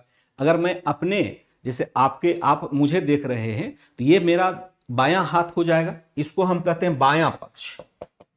बायां पक्ष हो जाएगा जिसको हम कहते हैं वाम पक्ष। ठीक है, वाम मतलब बायां एक ही होता है। इसको हम कहते हैं दाहिना पक्ष कहेंगे। ठीक है, तो अब यहां पर राजा को जो सलाह दिया जा रहा है दोनों के द्वारा अलग अलग तरीके से दिया जा रहा है। यह कहेगा कि यहां पर जनता का शासन हो, यह कहेगा क्या, जनता का शासन हो, सामान्य व्यक्ति का शासन हो। दाहिना पक्ष कहेगा कि राजा का शासन हो, राजा का शासन हो और राजा क्या करे, राजा मजबूती से शासन करे, मजबूती से शासन करे, शासन करे। कहने का अर्थ यहां पर शासक को क्या कहेगा, शासक को मजबूत बनाने की बात, मजबूत बनाना। शासक को क्या कहेगा, मजबूत बनाना। शासक को मजबूत बनाने का मतलब है राष्ट्र को मजबूत बनाना, राष्ट्र को मजबूत बनाना। इसको हम कहते हैं, एक दूसरा शब्द आता है आपका दक्षिणपंथी। इसका एक शब्द आता है दक्षिणपंथी और इसको हम कहते हैं वामपंथी। जो बायां पक्ष है, जो जनता के शासन के लिए राजा के यानी शक्ति में कटौती करके जनता के शासन को स्थापित करना चाहता है, उसको हम वामपंथी कहते हैं। दक्षिणपंथी होता है जैसे कि शासक को मजबूत बनाना, राष्ट्र को मजबूत बनाना। अगर वर्तमान परिप्रेक्ष्य में आप समझना चाहें तो आप समझ सकते हैं एक उदाहरण से। जैसे भारतीय जनता पार्टी, जिसको हम बीजेपी कहते हैं संक्षेप में, वह क्या है, एक दक्षिणपंथी पार्टी है। यह क्या है, यह राष्ट्र को मजबूत बनाना चाहता है। हमेशा देखेंगे भारत माता की जय कौन बोलने के लिए, किसके नारे में रहता है, तो रहता है आपका बीजेपी के एजेंडे में। आप देखें हर जगह जब भी शुरुआत हो गई तो वो कहेगी भारत माता की जय।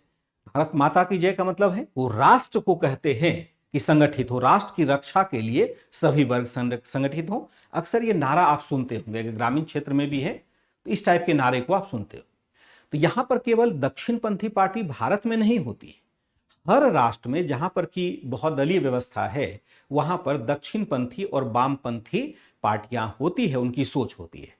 अब अगर भारत माता की जय वाली बात करेगा बीजेपी या दक्षिणपंथी पार्टी, तो वामपंथी पार्टी क्या कहेगा, तो जो कम्युनिस्ट पार्टी है भारत में वह वामपंथी पार्टी है। वह किसी एक राष्ट्र में विश्वास नहीं करता है, वह मान के चलता है कि विश्व के सभी देश एक होने चाहिए और उस पर एक व्यक्ति का शासन होना चाहिए। यानी वह एक डिक्टेटरशिप की बात करता है। डिक्टेटरशिप यानी एक व्यक्ति का शासन पूरे विश्व में होगा, तभी समानता हट पाएगी, तभी असमानता हट पाएगी और समानता स्थापित होगी। इस तरह से दो शब्द आता है, एक वामपंथी एक दक्षिणपंथी। वामपंथी को हम जनरली एकदम सब कुछ भुला दें तो मान के चलते हैं कम्युनिस्ट जो पार्टी है, कम्युनिस्ट पार्टी जिसको हम कहते हैं मार्क्सवादी लेनिनवादी जो भी पार्टी है वो सभी वामपंथी पार्टी कहलाती है। और जो दक्षिणपंथी पार्टी है उसको हम राष्ट्रवादी भी पार्टी कहते हैं।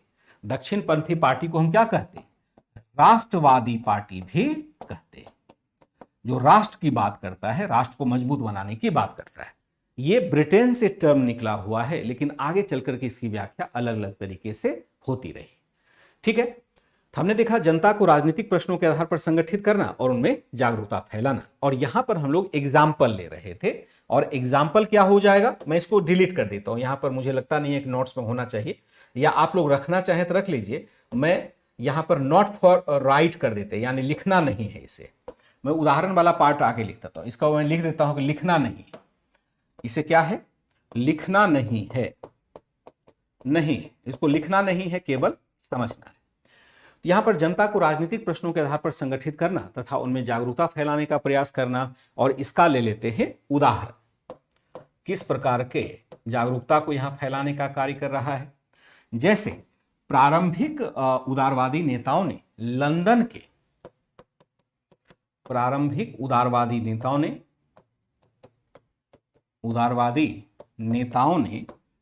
लंदन में, या ऐसे कर सकते हैं और थोड़ा स्पष्ट कर दें, ने भारत के जनमत को प्रभावित करने के लिए राष्ट्रीय कांग्रेस की स्थापना की। भारत के जनमत को प्रभावित करने के लिए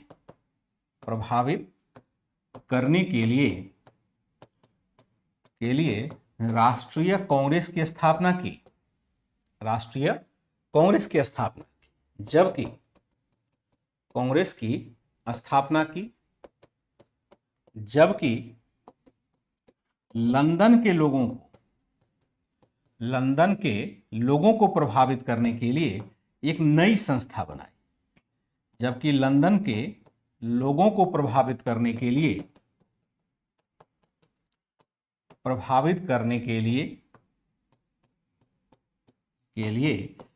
कांग्रेस के भीतर ही एक पार्लियामेंट्री समिति बनाई के लिए कांग्रेस की शाखा के तौर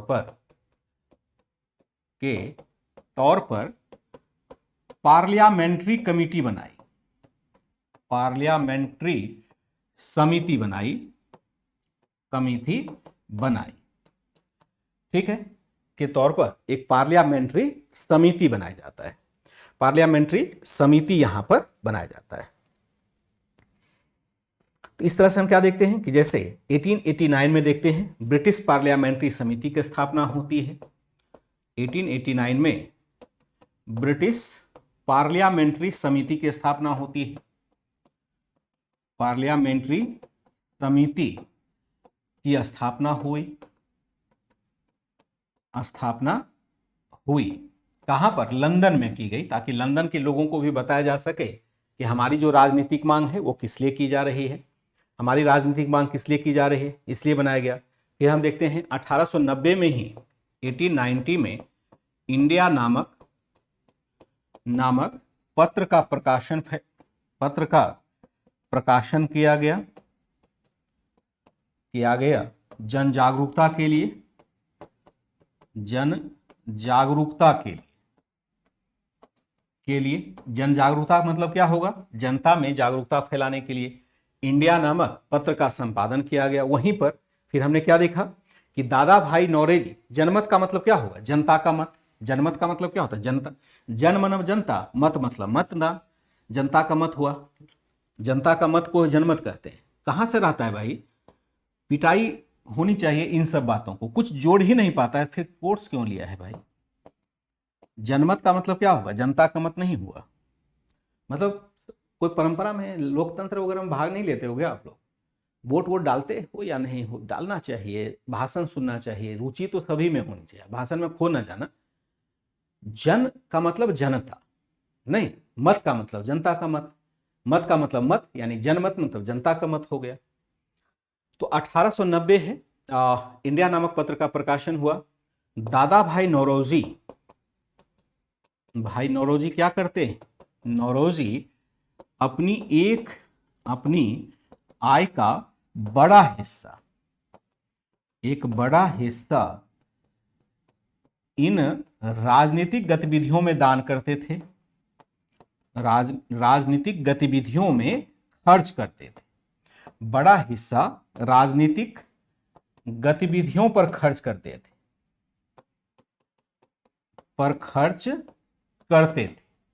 बड़ा हिस्सा राजनीतिक गतिविधियों पर खर्च करते थे।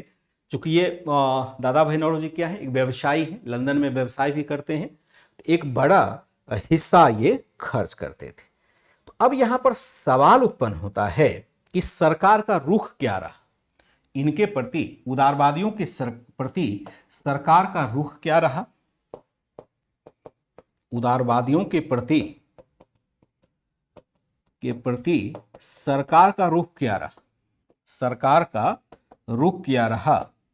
तो सरकार का रुख यहां पर नकारात्मक रहता है। रुख क्या रहा? तो सरकार का रुख क्या रहा? सरकार का रुख कांग्रेस के प्रारंभिक आंदोलन के प्रति भी नकारात्मक ही रहा। आंदोलन के प्रति भी नकारात्मक ही रहा। विभिन्न वायसरायों की प्रतिक्रिया में इसे देखा जा सकता है। विभिन्न वायसरायों की प्रतिक्रिया में इसे देखा जा सकता है, प्रतिक्रिया के रूप में इसे देखा जा सकता है, देखा जा सकता है। विभिन्न वायसरायों की प्रतिक्रिया के रूप में इसको देखा जा सकता है। उदारवादियों के प्रति सरकार का रुख क्या रहा? सरकार का रुख कांग्रेस के प्रारंभिक आंदोलन के प्रति भी नकारात्मक ही रहा और विभिन्न वायसरायों की प्रतिक्रिया के रूप में इसे देखा जा सकता है।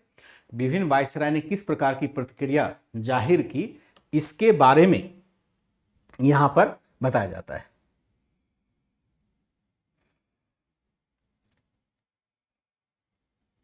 ठीक, सरकार का रुख कांग्रेस के प्रारंभिक आंदोलन के प्रति भी नकारात्मक ही रहा और विभिन्न एक तरह से विभिन्न वायसरायों की प्रतिक्रिया रूप में इसे देखा जा सकता है। जैसे उदाहरण ले सकते हैं यहाँ पर कि आप उदाहरण ले लीजिए, पहला जो वायसराय है कांग्रेस के स्थापना के समय लॉर्ड डफरिन। लॉर्ड डफरिन ने क्या कहा? कांग्रेस की आलोचना करते हुए इसे अल्पमत का प्रतिनिधि बतलाया। कहा कि ये अल्पमत का प्रतिनिधि, अल्पमत का मतलब क्या होता है? बहुत छोटे से लोगों के समूह का ये नेतृत्व करता है। कौन कहता है? लॉर्ड डफरिन कहता है। एक भाषण दे रहा था, उसमें लॉर्ड डफरिन ने कहा कि यह क्या है? अल्पमत का प्रतिनिधित्व करता है। ठीक है, इन्होंने क्या कहा कि कांग्रेस को निर्देश दिया। इन्होंने क्या किया? इन्होंने कांग्रेस को सलाह दी कि क्या करे? सलाह दी कि ये केवल सामाजिक सुधार का कार्य करे, सामाजिक सुधार के लिए कार्य करे, सुधार के लिए कार्य करे, ना कि राजनीतिक एजेंडा रखे, ना कि राजनीतिक सुधार के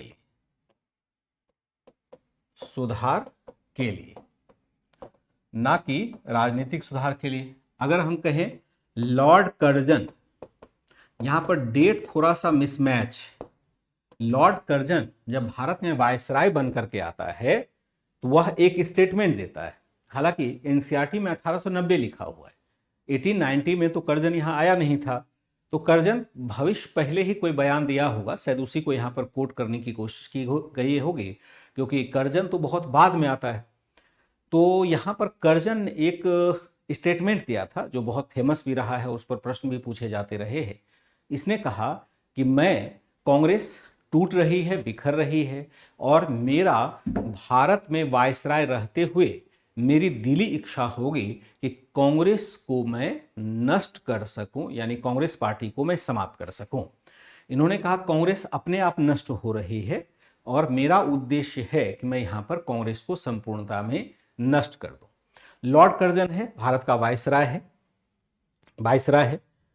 प्रियांशु ने कहा कि पता था, लेकिन हम कहीं की ब्रिटिश की भाषा में दोसर कुछ होगा। क्या आप लोग लिखता है प्रियांशु? दुखी कर दे। जैसे मैं चैट देखता हूं, बस उधर से भक से, आपकी भाषा में बोलो, भक से कुछ दूसरा चीज बकार देते हो, कुछ ऐसा चीज बोल देते हो जिससे कि अजीब सा माहौल सा बन जाता है। प्रभु प्रणाम। क्लास में ऐसा मत करिए। आप जो भी हैं, जैसे भी हैं, अच्छे बच्चे हैं, समझिए। अगर आप बेकार में आप क्लास को डिस्टर्ब करेंगे तो भाई मेरे बस की बात नहीं होगी। मैं बहुत मुश्किल से कोर्स को पूरा कर रहा हूँ। आपको लगता होगा कि हाँ मजाक चल रहा है, लेकिन मेरा मानना है कि अगर इस मानसिकता में रहते हैं तो क्वालिफाई करना मुश्किल होगा, क्योंकि दूसरे बच्चे और अच्छी तैयारी कर रहे हैं। थोड़ा सा सीरियस आपको रहना पड़ेगा क्लास के अंदर, अदरवाइज फिर आप रिकॉर्डेड क्लास करिए तो ज़्यादा अच्छा रहेगा। मैं आपको इनकरेज करता हूँ आपको कि आप रिकॉर्डेड क्लास करिए। लॉर्ड कर्जन है, लॉर्ड कर्जन ने क्या कहा? लॉर्ड कर्जन ने कहा कि यहाँ पर कि लॉर्ड कर्जन ने कहा कि भारत में रहते हुए मेरी दिली इच्छा है। इन्होंने कहा कि कांग्रेस नष्ट हो रही है, अपने आप नष्ट हो रही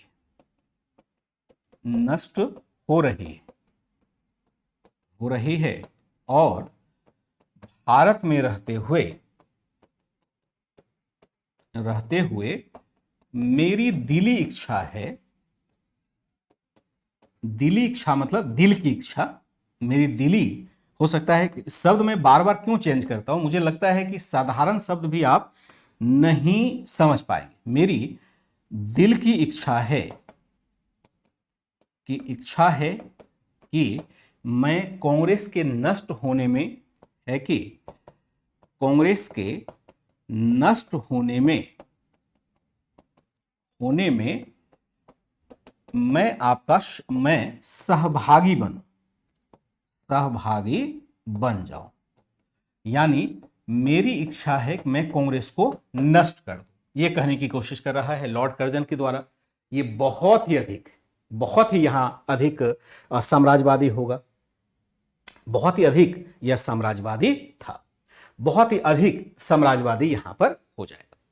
कांग्रेस अपने आप नष्ट हो रही है और भारत में रहते हुए मेरी दिल की इच्छा है कि कांग्रेस के नष्ट होने में मैं सहभागी बनूं। कहने का अर्थ है कर्जन यह मान रहा है कि उस समय चूंकि उदारवादी और उग्रवादियों के बीच में थोड़ा सा मतभेद उत्पन्न हो गया था, जिसको हम अगले चैप्टर में अभी तुरंत पढ़ने वाले हैं। नेक्स्ट चैप्टर जो आपका होगा 11 नंबर, उसमें पढ़ने वाले हैं। तो वहां पर कांग्रेस जो जिस प्रकार से लड़खड़ा रही थी, लड़खड़ाने का मतलब है कि उदारवादी और उग्रवादियों के बीच में थोड़ा विवाद हो रहा था। तो उन विवादों को देखते हुए कर्जन को लग रहा था कि शायद कांग्रेस अब टूट जाएगी, बिखर जाएगी। और इन्होंने कहा कि सर, इन्होंने अपने मंत्री को लेटर लिखा कि कांग्रेस अपने आप बिखर रही है और मेरी इच्छा है कि मैं इसको और बिखेरने में मदद कर दूं। साहित्यिक तौर पर लिखा है, लेकिन लिखा नकारात्मक ही है और चाहता है कि राष्ट्रीय आंदोलन कमजोर पड़ जाए। ये था आपका चैप्टर नंबर 10 की बातें। यहां पर थोड़ा सा तोड़ तोड़ कर लिखा गया है। जैसे चैप्टर को हम विभाजित नहीं करते, जैसे अलग अलग चैप्टर को हम नहीं पढ़ाते, तो फिर आसान होता कि हम यहीं से कंटिन्यू कर लेते। लेकिन एक बार आपको बुक से भी दोहराना ही चाहिए मैटर को, इसलिए चैप्टर भी मैं लिखवा देता हूं कि अगला जो मैटर है वो किस चैप्टर में मिलेगा। लेकिन कंटिन्यूअस इस मैटर को लेकर के चलेंगे ताकि किसी प्रकार की दिक्कत नहीं। ये था ये चैप्टर जो चैप्टर नंबर 9 था।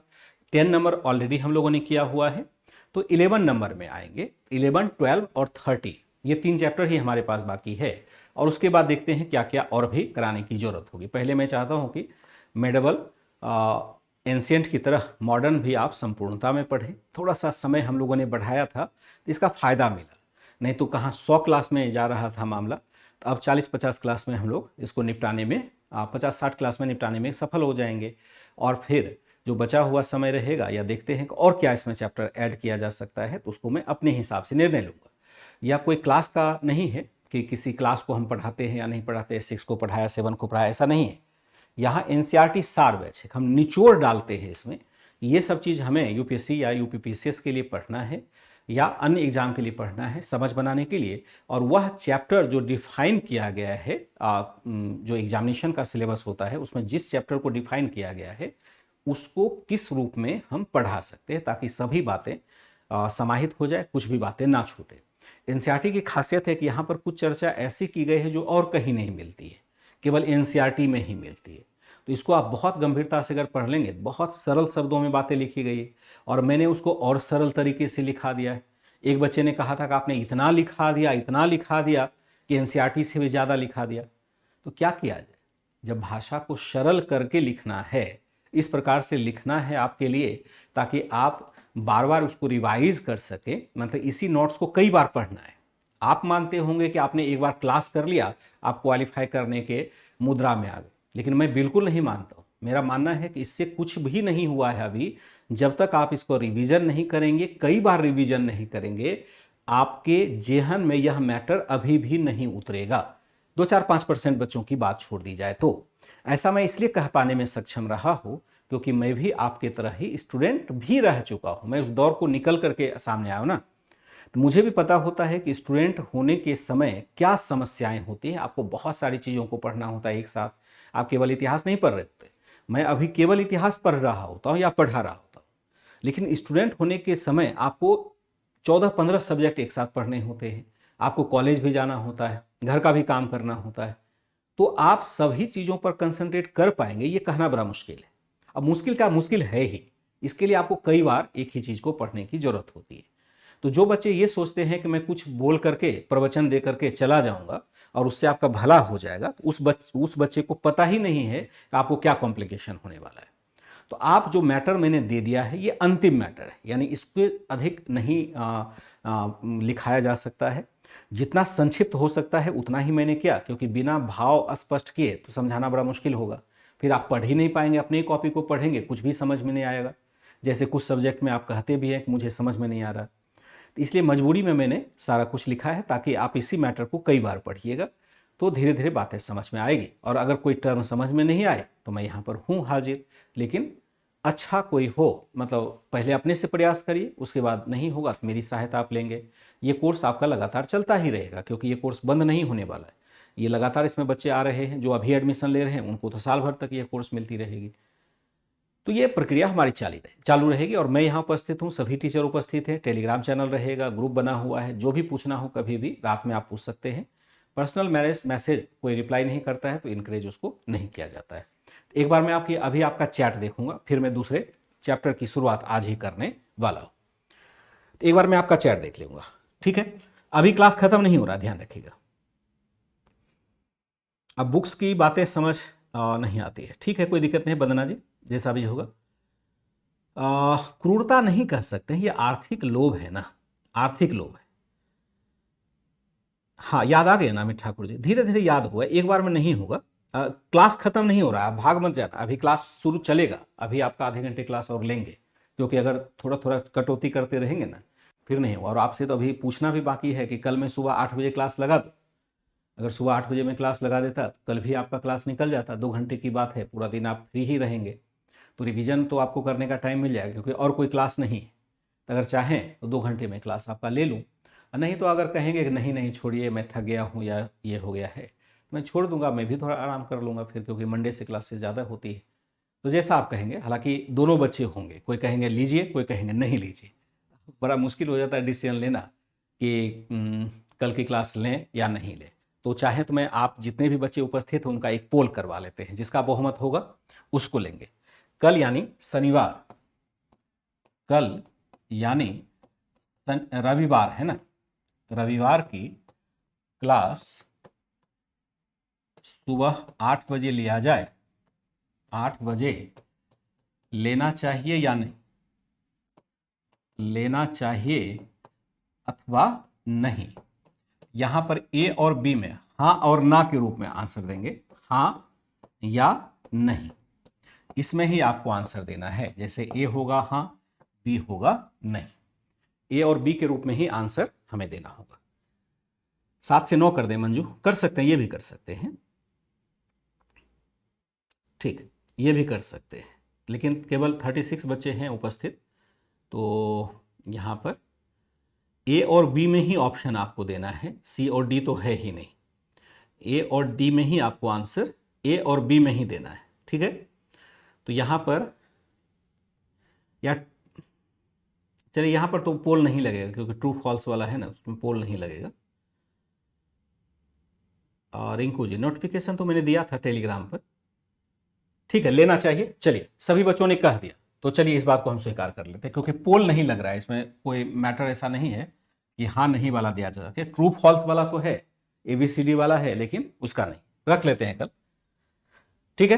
तो हमने देखा कांग्रेस अपने आप नष्ट हो रही है, और भारत में रहते हुए मेरी दिल की इच्छा है कि कांग्रेस के नष्ट होने में मैं सहभागी बनूं। इसके बाद हम देखते हैं कि चैप्टर नंबर 11 आ जाएगा, चैप्टर नंबर 11, और वह हो जाएगा आपका कि राष्ट्रीय आंदोलन थोड़ा सा आगे बढ़ेगा। राष्ट्रीय आंदोलन, पूरा नाम अलग है लेकिन मैं इसको लिख देता हूं संक्षेप में, राष्ट्रीय आंदोलन 1905 से लेकर के 1918। ऐसा इसलिए रखा जाता है क्योंकि इसके बाद हम क्या देखते हैं, गांधी जी का युग प्रारंभ हो जाता है। इसके बाद जो 2 चैप्टर आपका बचेगा वह गांधी जी के कार्यकाल से बिलोंग करता है, यानी गांधी आंदोलन को लेकर के वह आगे बढ़ता है।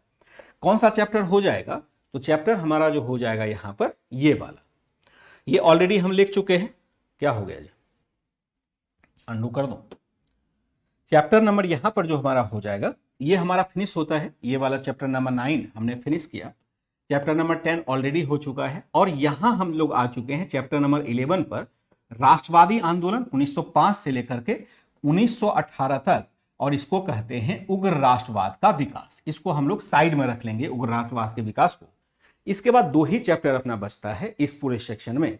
तो अगर इसमें मैं मान के चलता हूं कि 2 से 3 दिन लग सकता है, थोड़ा सा पीपीटी वगैरह का कहीं प्रयोग करना होगा तो एटलीस्ट भी लगेगा, तो यहां पर आपका 3 क्लास तो लगना ही चाहिए, 3 क्लासेस तो इसमें लगेगा ही लगेगा। ये चैप्टर थोड़ा बड़ा है, अच्छा है चैप्टर, और बाकी 3-3 क्लास भी अगर इसमें माने या 5-5 क्लास भी माने, 10-5-15 दिन में शायद ये पूरा चैप्टर समाप्त होना चाहिए। प्रयास करेंगे। तो इसी प्रयास में कल भी सुबह क्लास रख रहे हैं। सुबह आपके लिए 7 बजे थोड़ा सा अर्ली हो सकता है, 7 बजे थोड़ा अर्ली हो जाएगा। कारण है कि एक जो सुबह का शेड्यूल बना रहता है ना, तो उसमें 7 बजे का शेड्यूल अभी फिक्स नहीं हुआ है। एक दिन तो लिया था, लेकिन सुबह 8 बजे रख लेते हैं। और जो बच्चे नहीं आ पाएंगे वो रिकॉर्डेड इसको देख लेंगे। लेकिन अगर कोई रिकॉर्डेड में भी दिक्कत होती है तो मुझे जरूर बताएंगे कि कोई दिक्कत हो रही है क्या। तो राष्ट्रवादी आंदोलन है उग्र राष्ट्रवाद का विकास। कैसे होगा जरा इसको हम लेते हैं इस हेडिंग के साथ। और यह है आपका 1905 से लेकर के 1918 तक का, और यहां हेडिंग डाल देते हैं उग्र राष्ट्रवाद का विकास। उग्र राष्ट्रवाद का विकास। और पहले ही हम लोगों ने देख लिया था उग्र राष्ट्रवाद यानी एक्सट्रीमिस्ट जो है वो कहना क्या चाहता है। मुझे लगता है कि शायद यहां पर उदारवाद और उग्रवाद वाले में हम लोगों ने लिखाया था इसमें कि मुख्य नेता जो उग्रवादी हैं उनका क्या मतलब है। जैसे बाल गंगाधर तिलक है, लाजपत राय है, लाला लाजपत राय है, विपिन चंद्र पाल है। तो इनका क्या मतलब है ये हम लोग अब यहां पर पढ़ने वाले हैं कि ये कहना क्या चाहते हैं, क्यों इसे हम उग्रवादी कहते हैं, क्यों उदारवादी से ये नेता अलग है। जरा इसको हम देखना चाहते हैं इस चैप्टर के माध्यम से। ठीक है बच्चे, ठीक है, कोई दिक्कत नहीं।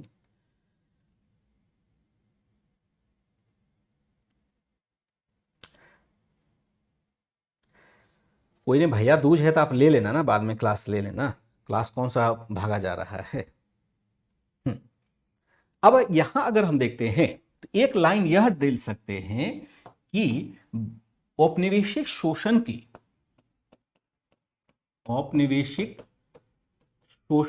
वास्तविक समझ विकसित होते हुए, शोषण की वास्तविक समझ विकसित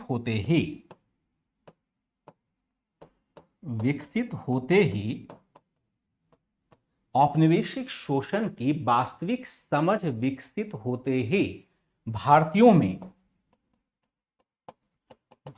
में जागरूकता बढ़ी, होते ही भारतीयों में जागरूकता बढ़ती है, जागरूकता बढ़ी। औपनिवेशिक शोषण की वास्तविक समझ विकसित होते ही जागरूकता बढ़ती है। और इस दिशा में हम क्या देखते हैं, इस दिशा में राष्ट्रवादियों के द्वारा जागरूकता बढ़ी। इस जागरूकता के परिप्रेक्ष्य में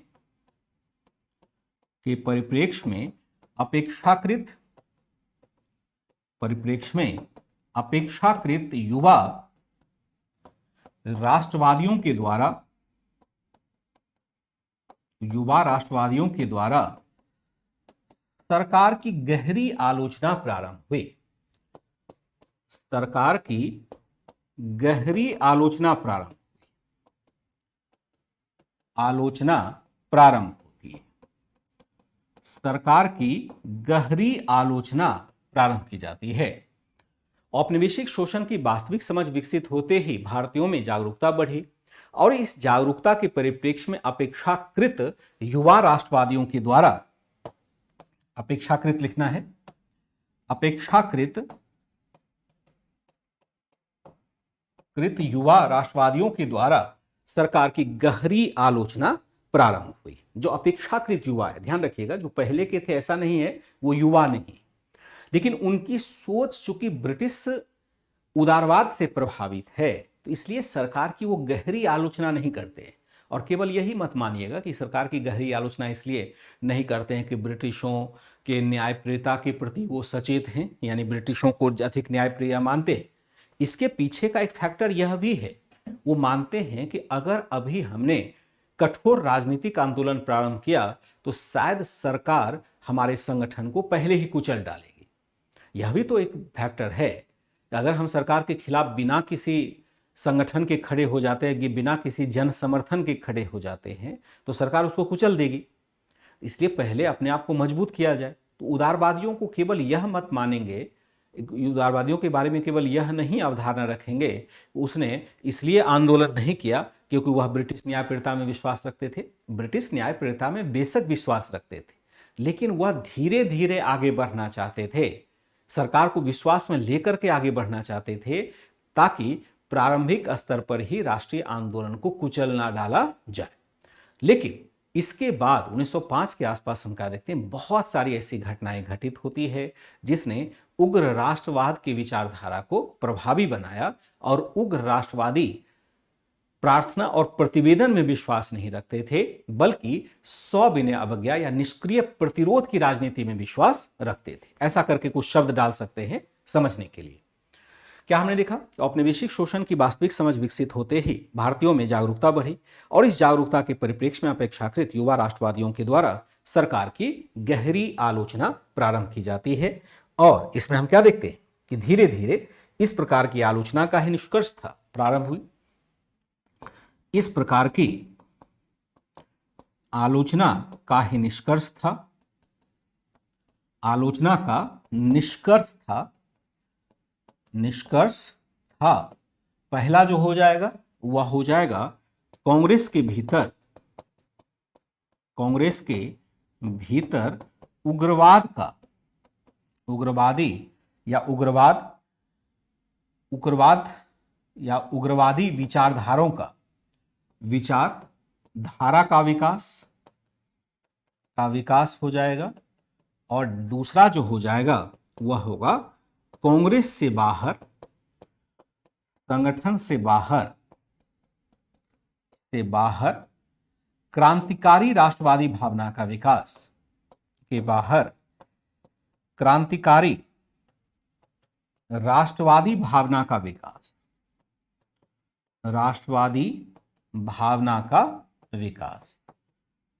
कांग्रेस के बाहर क्रांतिकारी राष्ट्रवादी भावना का विकास।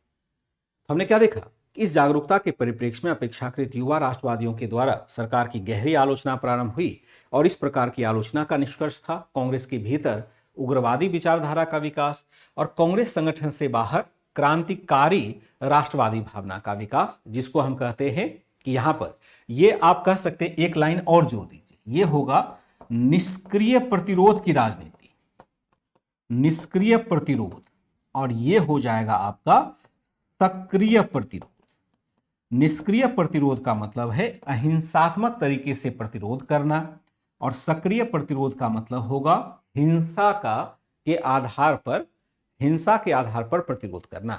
निष्क्रिय प्रतिरोध भी हम कर सकते हैं, लेकिन जरूरत पड़े तो हम हिंसा भी कर देंगे। ये क्रांतिकारी राष्ट्रवादियों की विचारधारा है। उग्रवादी राष्ट्रवादी हिंसक नहीं, वे सरकार के खिलाफ आंदोलन कर सकते हैं, सरकार के खिलाफ हिंसा का सहारा नहीं ले सकते, हिंसक नहीं हो सकते, लेकिन सरकार का रवैया दोनों के प्रति नकारात्मक रहा। दोनों के दमन के लिए सरकार ने हर संभव उपाय किए, चाहे जैसे भी हो। इन दोनों के दमन में सरकार ने काफी जोर लगाया। तो अभी एक एक करके देखते हैं। पहले हम यहां पर कांग्रेस के भीतर उग्रवादी विचारधारा का विकास देखेंगे, और दूसरे चरण में देखेंगे कि राष्ट्रवाद का विकास कैसे होता है। ठीक है, तो अब देखते हैं कि उदारवादी के खिलाफ उग्र राष्ट्रवाद का विकास क्यों होता है, कांग्रेस के भीतर उग्र राष्ट्रवाद का विकास क्यों होता है। कांग्रेस के भीतर उग्र राष्ट्रवाद का विकास क्यों होता है, उग्रवाद का विकास क्यों होता है, विकास क्यों यहां पर होता है। कांग्रेस के भीतर उग्र राष्ट्रवाद का विकास क्यों होता है, इसका कुछ कारण दे देंगे, जैसे कि अपेक्षाकृत या सीधे ये लिख देते हैं कि उदारवादी नेताओं के प्रार्थना तथा प्रतिवेदन की नीति, उग्रवादी नेताओं के प्रार्थना तथा प्रतिवेदन की नीति या नीतियों की असफलता, प्रतिवेदन की नीतियों की असफलता, इसका एक कारण है, असफलता ने अपेक्षाकृत युवा वर्ग में बेचैनी भरी, ने अपेक्षाकृत युवा वर्गों में बेचैनी उत्पन्न किया, बेचैनी उत्पन्न किया, अपेक्षाकृत युवा वर्गों में बेचैनी उत्पन्न किया। उदारवादी नेताओं के प्रार्थना तथा प्रतिवेदन की नीतियों की असफलता ने अपेक्षाकृत युवा वर्गों में थोड़ी सी बेचैनी उत्पन्न की, युवाओं में असंतोष को बढ़ाया।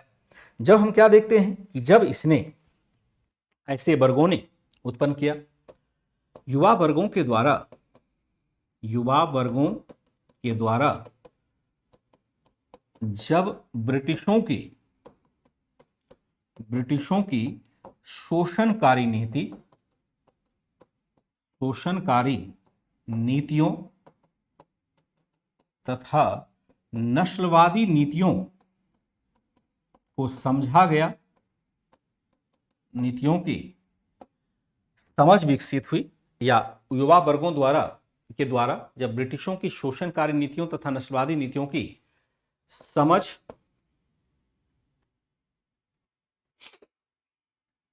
थोड़ा शब्द बदलेंगे, युवा वर्गों के द्वारा जब ब्रिटिशों की शोषणकारी नीतियों की जगह नीति कर देते हैं, नीति तथा नस्लवादी नीति को समझा गया, नस्लवादी नीति को समझा गया, तब इसमें को समझा गया, तब इस वर्ग में एक बेचैनी का भाव उत्पन्न हुआ, बेचैनी का भाव उत्पन्न हुआ, जो बेचैनी का भाव उत्पन्न होता है, का भाव उत्पन्न हुआ, जिसकी प्रतिक्रिया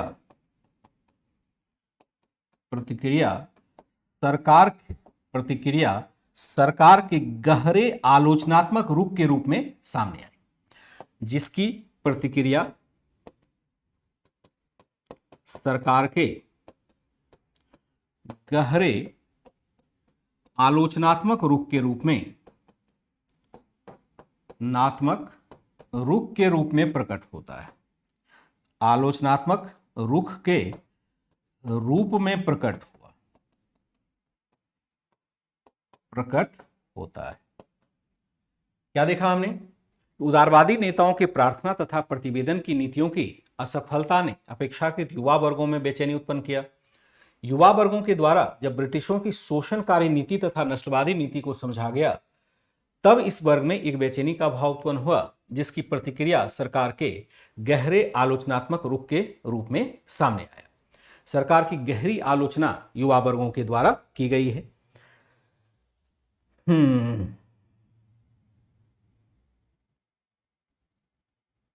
आप खरीद लो ना नरेश जी, खरीद लो, या यहीं पर टेलीग्राम चैनल पर आपको एनसीईआरटी की बुक दी गई है, उसको ले लो, ठीक है। हमने क्या देखा कि यहां पर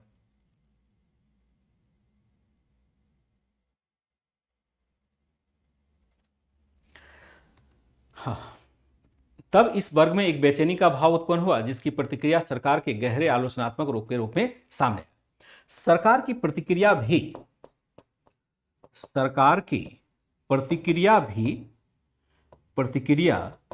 इन युवा वर्गों के प्रति अनुचित रही। छोटी छोटी घटनाओं का सहारा लेकर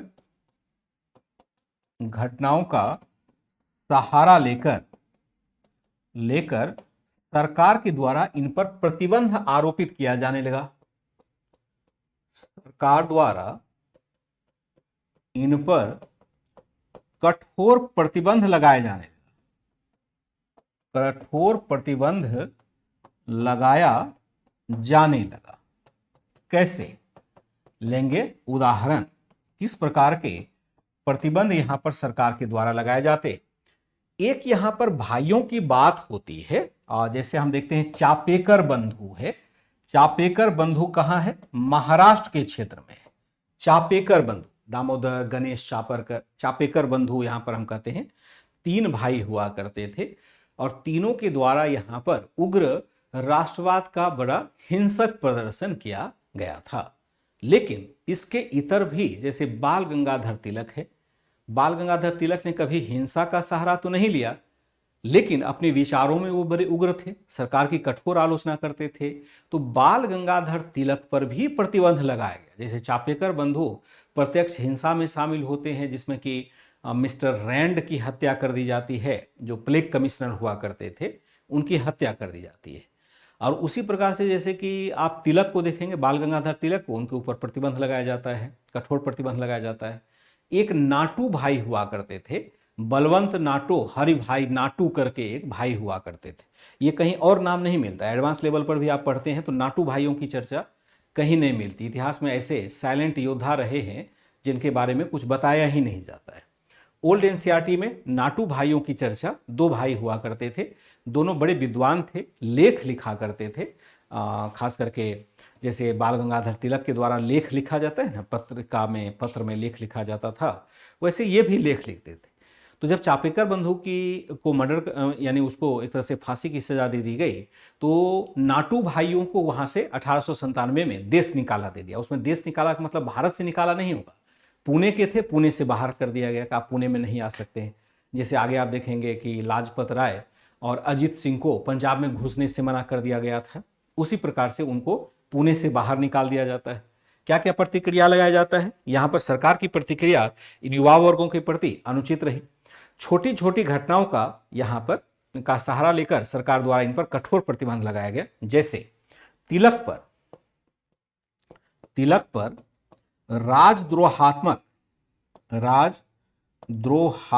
कानून लाए गए, राजद्रोह का कानून लागू किया गया। तिलक पर राजद्रोह का कानून लगाया गया 1897 में नाटू भाई, 2 भाई वहां हुआ करते थे, नाटू भाई हैं। तो 2 भाई यहां पर होंगे, बलवंत राव और रामचंद्र नाटू, बलवंत राव और हरिश्चंद्र नाटू। क्या करेंगे? 2 भाइयों बलवंत राव तथा हरिश्चंद्र नाटू को पुणे में प्रवेश से प्रतिबंध, बलवंत राव तथा हरिश्चंद्र नाटू पर पुणे में प्रवेश का प्रतिबंध लगाया गया, लगाया जाता है। पुणे में प्रवेश का प्रतिबंध लगाया गया। 1897 में नाटू भाई, ध्यान रखिएगा, ये कहीं और चर्चा में नहीं मिलता है, केवल यहीं पर ये शब्द आएगा। हो सकता है कि एडवांस लेवल पर भी इनकी चर्चा हम नहीं कर पाते। तो 1897 में नाटू भाइयों पर पुणे में प्रवेश पर प्रतिबंध लगा दिया। क्यों कर दिया गया प्रतिबंध? इसलिए कि इन्होंने पूना वैभव में एक राजद्रोहात्मक लेख लिखा था, लगाया गया। वस्तुतः इन दोनों भाइयों ने पूना वैभव नामक पत्र में क्रांतिकारी लेख लिखे थे।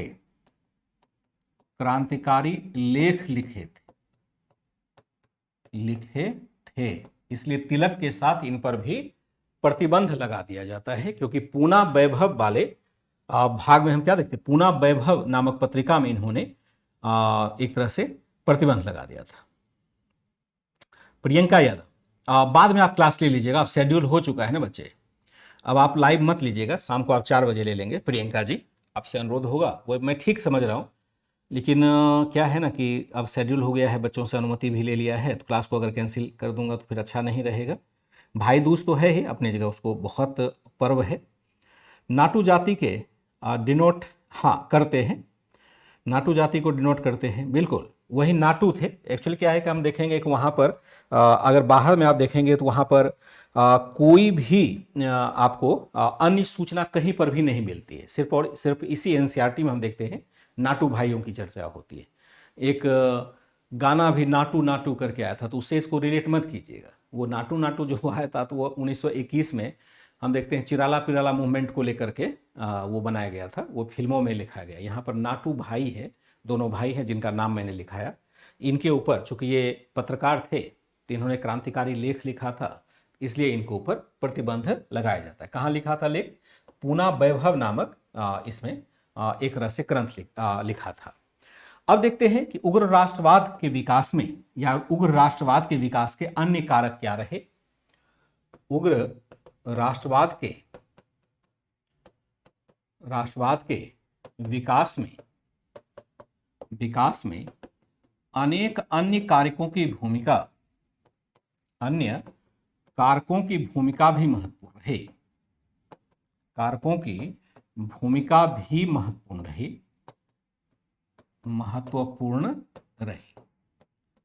अनेक अन्य कारकों की भूमिका भी महत्वपूर्ण रहती है। जैसे हम लेते हैं उदाहरण में कई पॉइंट्स डालेंगे। देखिए इस प्रकार से जो लिखाया जाता है आपको पॉइंट्स में, इसलिए लिखाया जाता है कि मतलब एक उद्देश्य होता है कि आपकी समझ ऐसे बने कि आप पॉइंट टू पॉइंट बातों को रख सकें। जैसे अगर मान लो कभी मैं इसी पर पूछ देता हूं कि भारत में या राष्ट्रीय आंदोलन के मध्य उग्र राष्ट्रवाद के विकास के क्या कारण रहे, मैं भी पूछ सकता हूं, आयोग के द्वारा भी पूछा जा सकता है, तो फिर आपको पॉइंट ढूंढते हुए नहीं मिलेगा। तो आपका जो नोट्स बन रहा है उसमें प्रारंभिक परीक्षा और मुख्य परीक्षा दोनों को कवर कर लिया जा रहा है, इसी हिसाब से बनाया जाता है। और बीच बीच में मैं मुख्य परीक्षा का प्रश्न भी पूछता रहता हूं। अगर जरूरत हुई तो अगले सप्ताह आपको इसी भाग से, जो मैं मैटर अभी दे रहा हूं, इसी भाग से आपको मुख्य परीक्षा के प्रश्न को लिखने के लिए भी कहा जा सकता है। इस सप्ताह में देख लेता हूं, आपके कॉपी अभी चेक हो रहे हैं, मैक्सिमम बच्चों के चेक हो चुके हैं। अगर कल किसी ने भेजा होगा, कल सुबह के बाद, उनका भले बचा होगा, उससे पहले के सभी कॉपियों को चेक कर दिया गया है, आपके पास जा भी चुका होगा। कुछ बच्चों ने अच्छा परफॉर्म किया है और कुछ बच्चों को मैंने यह भी कहा है कि आपको क्लास ध्यान से देखना है, केवल पीडीएफ पढ़ करके आप कॉपी नहीं लिख पाएंगे। मुख्य परीक्षा बहुत ही क्रिटिकल होता है, बहुत ही जटिल होता है, और उसको आप हल्के में लेंगे, वह आपको और हल्के में लेकर के घर में ही रख देगा, फिर किसी नौकरी में वो मतलब सिविल सेवा में जाने नहीं देगा। इसलिए मुख्य परीक्षा के लिए जो आप प्रयास करते हैं, अगर आपके पास शब्द नहीं है तो आप पहले अच्छे से प्रयास कीजिए, क्लास को देख करके, क्लास को देखिए, समझिए, नोट्स को पढ़िए, बार बार पढ़िए, और जब लगे कि अंदर से कुछ शब्द हमारे उभरने लग गए हैं तब लिखिए। इसको हल्के में नहीं लेना है कि किसी तरह से कुछ भी लिख करके भेज दिया, ऐसा बिल्कुल मत कीजिए, क्योंकि उससे डेवलपमेंट आपका नहीं होगा। अब फिर कोई दिक्कत होती है तो पूछ सकते हैं, अगर कोई दिक्कत होती है तो उसको आप पूछ सकते हैं। तो हालांकि समय पूरा हो रहा है 2 घंटे, तो मैं चाहूंगा कि आज की क्लास को यहीं पर फिर एंड कर देता हूं, और कल के लिए केवल कल के लिए सुबह क्लास ले लेते हैं, क्योंकि शाम को फेस्टिवल का त्यौहार है, कल संडे का दिन भी होता है, तो शाम को एंगेज रहते हैं। तो सुबह मैं 8 बजे से क्लास लेता हूं। जो बच्चे भैया दूज में व्यस्त रहेंगे उनको बहुत बहुत शुभकामना। आप सभी बच्चों को भाई दूज की बड़ी बड़ी संभावना, बड़ी बड़ी शुभकामना। लेकिन क्लास आप जरूर लीजिएगा, लाइव नहीं, रिकॉर्डेड भी। जैसे शाम को ये क्लास अवेलेबल हो जाएगा, आप मान के चलें कि आपकी क्लास शाम को 4 बजे हो रही है, और फिर आप क्लास को कंटिन्यू। कल संडे है, संडे को जनरली बिल्कुल हम अवॉइड करते हैं कि क्लास ना लिया जाए, लेकिन बीच में 2 दिन छुट्टी भी तो हो गई थी, तो कहीं ना कहीं मेकअप तो करना पड़ेगा ना। और जब मैं यहाँ पर तैयार हूँ, मेरे पास जानते हैं कि आपसे अधिक काम होता है, लेकिन फिर भी अगर मैं तैयार हूँ तो आपको भी आ जाने में कोई दिक्कत नहीं, कोई भी नहीं है। सारी क्लासेस बंद है, आप देखते हैं यूट्यूब पर कोई क्लास नहीं चल रही है, एक भी सिंगल क्लास अभी नहीं ले पा रहे हैं, क्योंकि पूरे ऑफिस की ही छुट्टी होती है इन दिनों में, सभी को काम होता है, सभी स्टाफ भी छुट्टी पर जाते हैं। तो मेरे पास चूंकि कोई काम बचा ही नहीं है पढ़ने और पढ़ाने के अलावा, तो मैं यहाँ पर कोई छुट्टी में नहीं हूँ। 2 दिन तो खैर दीपावली था तो आप लोगों के लिए रियायत किया। कल भर केवल हम लोग सुबह 8 बजे क्लास लेंगे, बाकी 4 बजे की क्लास जैसे चलती है आपकी चलती रहेगी। और मान के चलते हैं कि थोड़ा सा प्रयास अगर करेंगे तो 15 तारीख तक हम लोग ये जो मेन पार्ट है आपका एंशिएंट मेडिवल मॉडर्न का, ये खत्म हो जाएगा।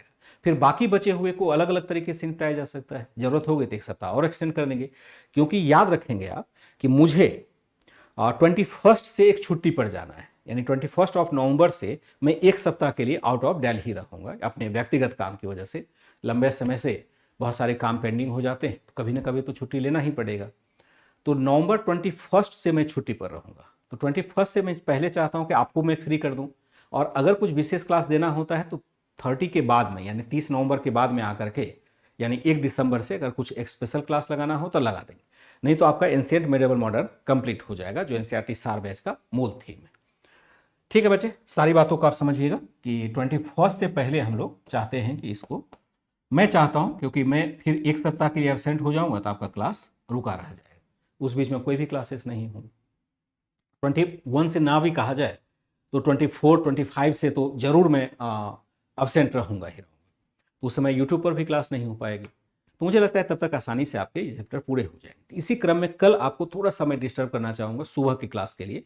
सुबह एक बार क्लास ले लेते हैं, फिर शाम को आप उसी क्लास को शाम को देखिए। जो बच्चे अभी सुबह नहीं आ पाएंगे वो शाम को देख लेंगे, और कोई दिक्कत होती है तो मुझे बता भी देंगे। ठीक है, एक बार चैट देख लूँ फिर मैं क्लास को एंड कर देता हूँ।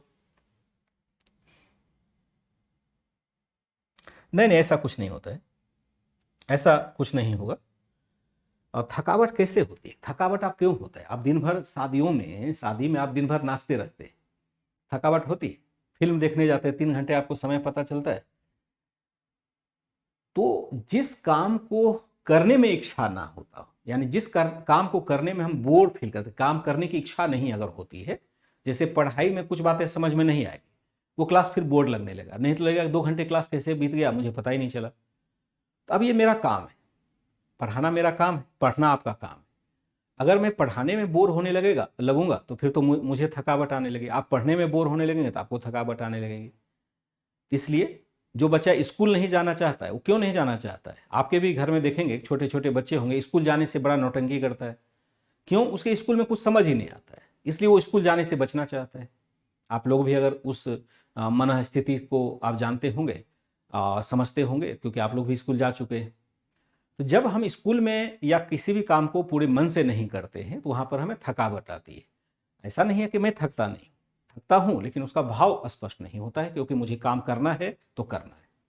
ठीक है बच्चे, कल मैं सुबह मिलता हूं आपसे। Bye and take care.